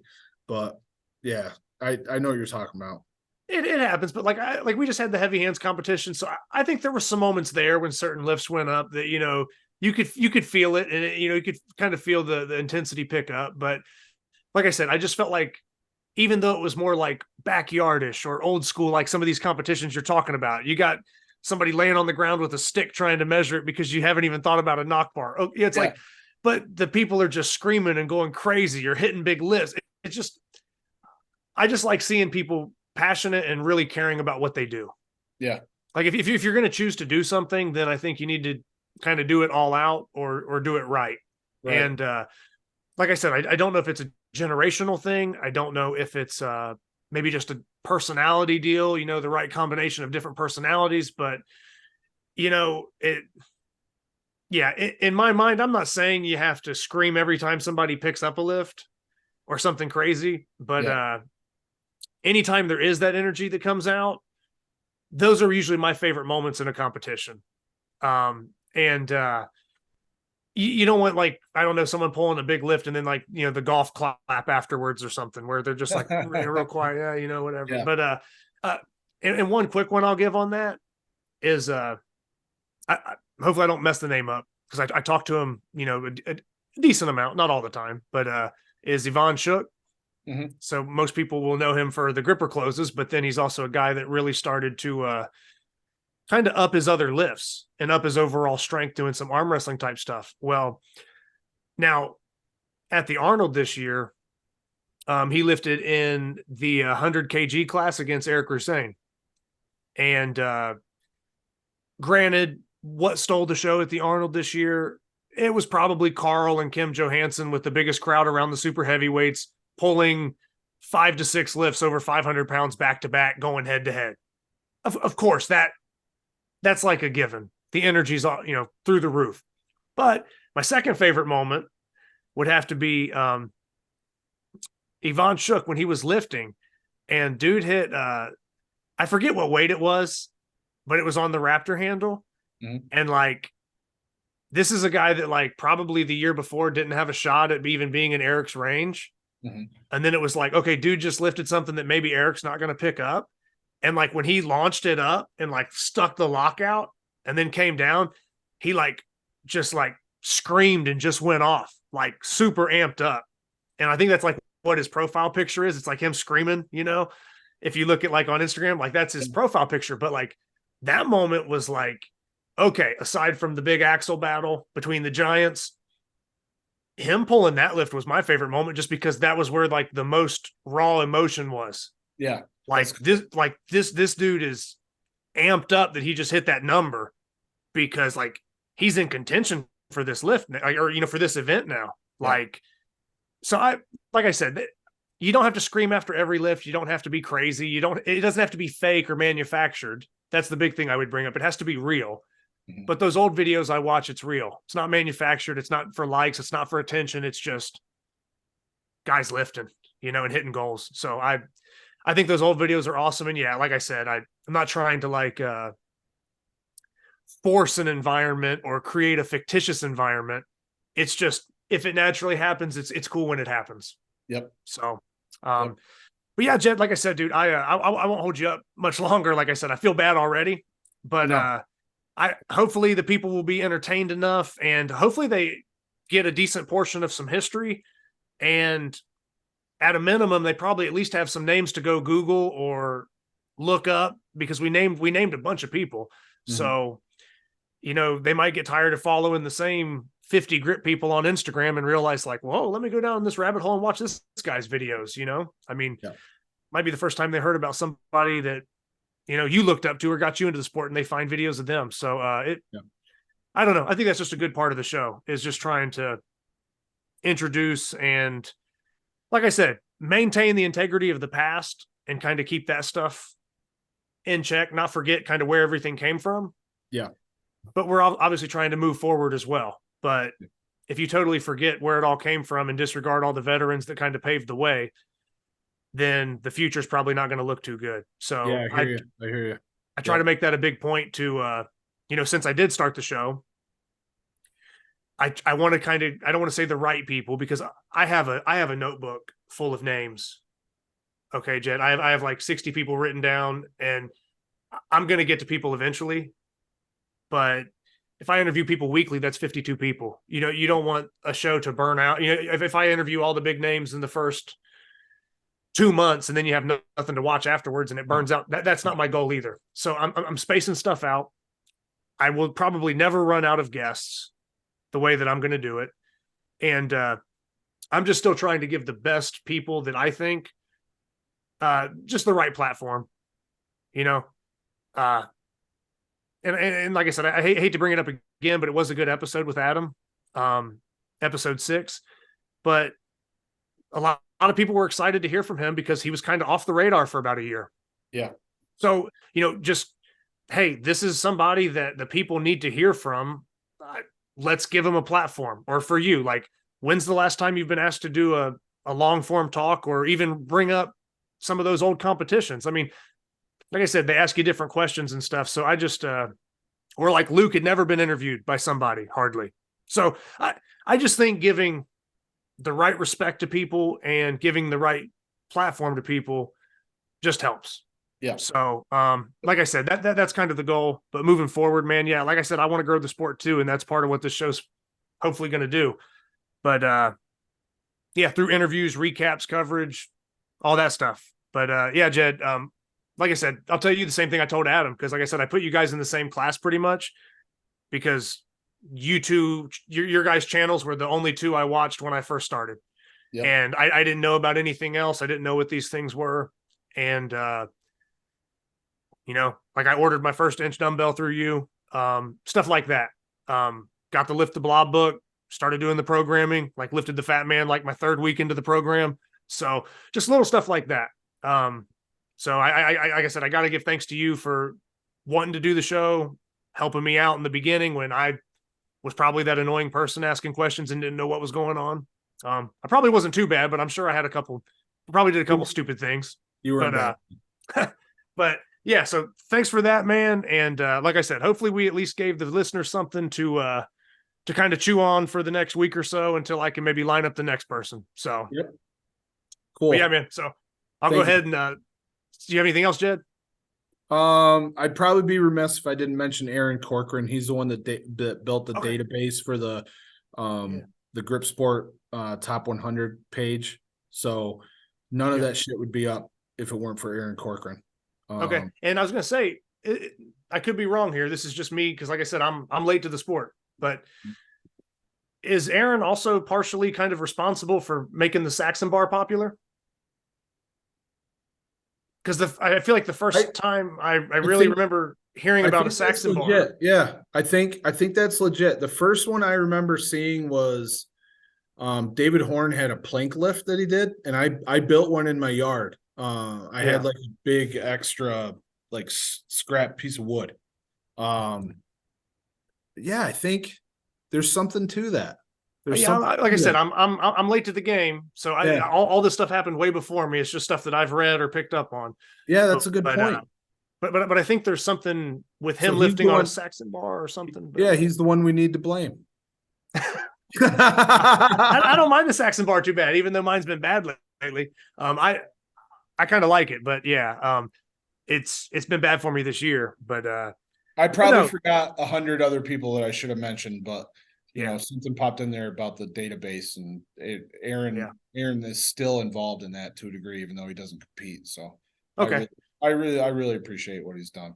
Yeah, and that's a name that, like I said, most people in the community already know. But if not, people should familiarize themselves with Aaron Corcoran and kind of just learn, like I said, the history of the sport, or just see some of these other lifters, because you might pick up something that you can apply to your training. You know, I don't know. I mean, I just watch random videos and study different guys' techniques. He's one of the smartest guys that's ever done grip. He works for a company that works for NASA. Okay. Yeah. He's super intelligent. So, yep. Shout out to Aaron Corcoran for all that stuff. Like I said, the database type stuff, for everything Jedd just said. But yeah, man, I'll like I said, I'll stay in touch with you, Jedd. And if we get some of these discussions going, whether it be information regarding upcoming competitions, different discussions about rules or something, I don't know. I mean, there's a million different topics that could come up. We could do an episode on the history of something, a history of a feat, and that could include you. I want to start getting more panels on here for these. Like I said, I've only done recaps so far. I haven't ventured into the topic discussions, and it is hard to line up 3 and 4 different people's schedules sometimes. Yeah. But I want to get it to where we start getting like an interesting mix of characters together. Yeah. Like not just me one-on-one, not me doing a recap. I'm talking about like 4 of us, but we're talking about a specific like designated topic, and the personalities may interact and kind of mix it up and make it a little more fun. So, yeah, man. By all means, if you need me and I'm available, I'm always open to it. Keep it fun. Don't put too much pressure on yourself. Keep it fun, and we'll be able to tell. Okay. Yeah, Jedd. Thanks, man. And like I said, I'll keep pumping these episodes out. Like I said, at least about weekly, we'll have something going on. So just thanks everybody for the support, and stay tuned. And I'm going to bring up one last thing too. You just hit the Aaron Corcoran thing. Sorry. This No will be problem. legit the last thing. This will be the last thing. Is in episode 4, Luke Raymond said that if you want to use the discount code, The Grip Show, just type in The Grip Show for armassassin.com or armassassinstrengthshop.com. It's a 5% discount code for that. So just go, if you're getting anything, any grip tools, any orders, shirts, hats, arm wrestling table, I don't know, whatever Luke offers, and we've covered that with him already, whatever devices he offers. Like I said, I understand 5% is not a whole lot depending on the order, but at least get your shipping knocked off. Do something, if you're already buying stuff anyway, at least get the shipping knocked out. At least, chip away at it. But that would be a 5% discount code for Arm Assassin. And all you got to do is just type in The Grip Show when you make your purchase. I haven't mentioned it since the Luke episode. It is in the bio for my Instagram for the page, but it's not something I've put out on the show since. So if more eyes see this or more people tune in, maybe they'll use that code. So that was it, Jedd. Yeah, I just wanted to help Luke out with that one because he mentioned it on the show and I've put it on the page, but I haven't put it out through this method. So, yeah, man, that's it, Jedd. Hey, thanks for stopping by and doing this. And thanks for, running a little longer than probably planned. But like I said, man, both just passionate about grip and want to see the sport improve. So, Yep. My pleasure, man. But yeah, man, I'll catch you later, man. All right. I'll see you. See ya. Yep.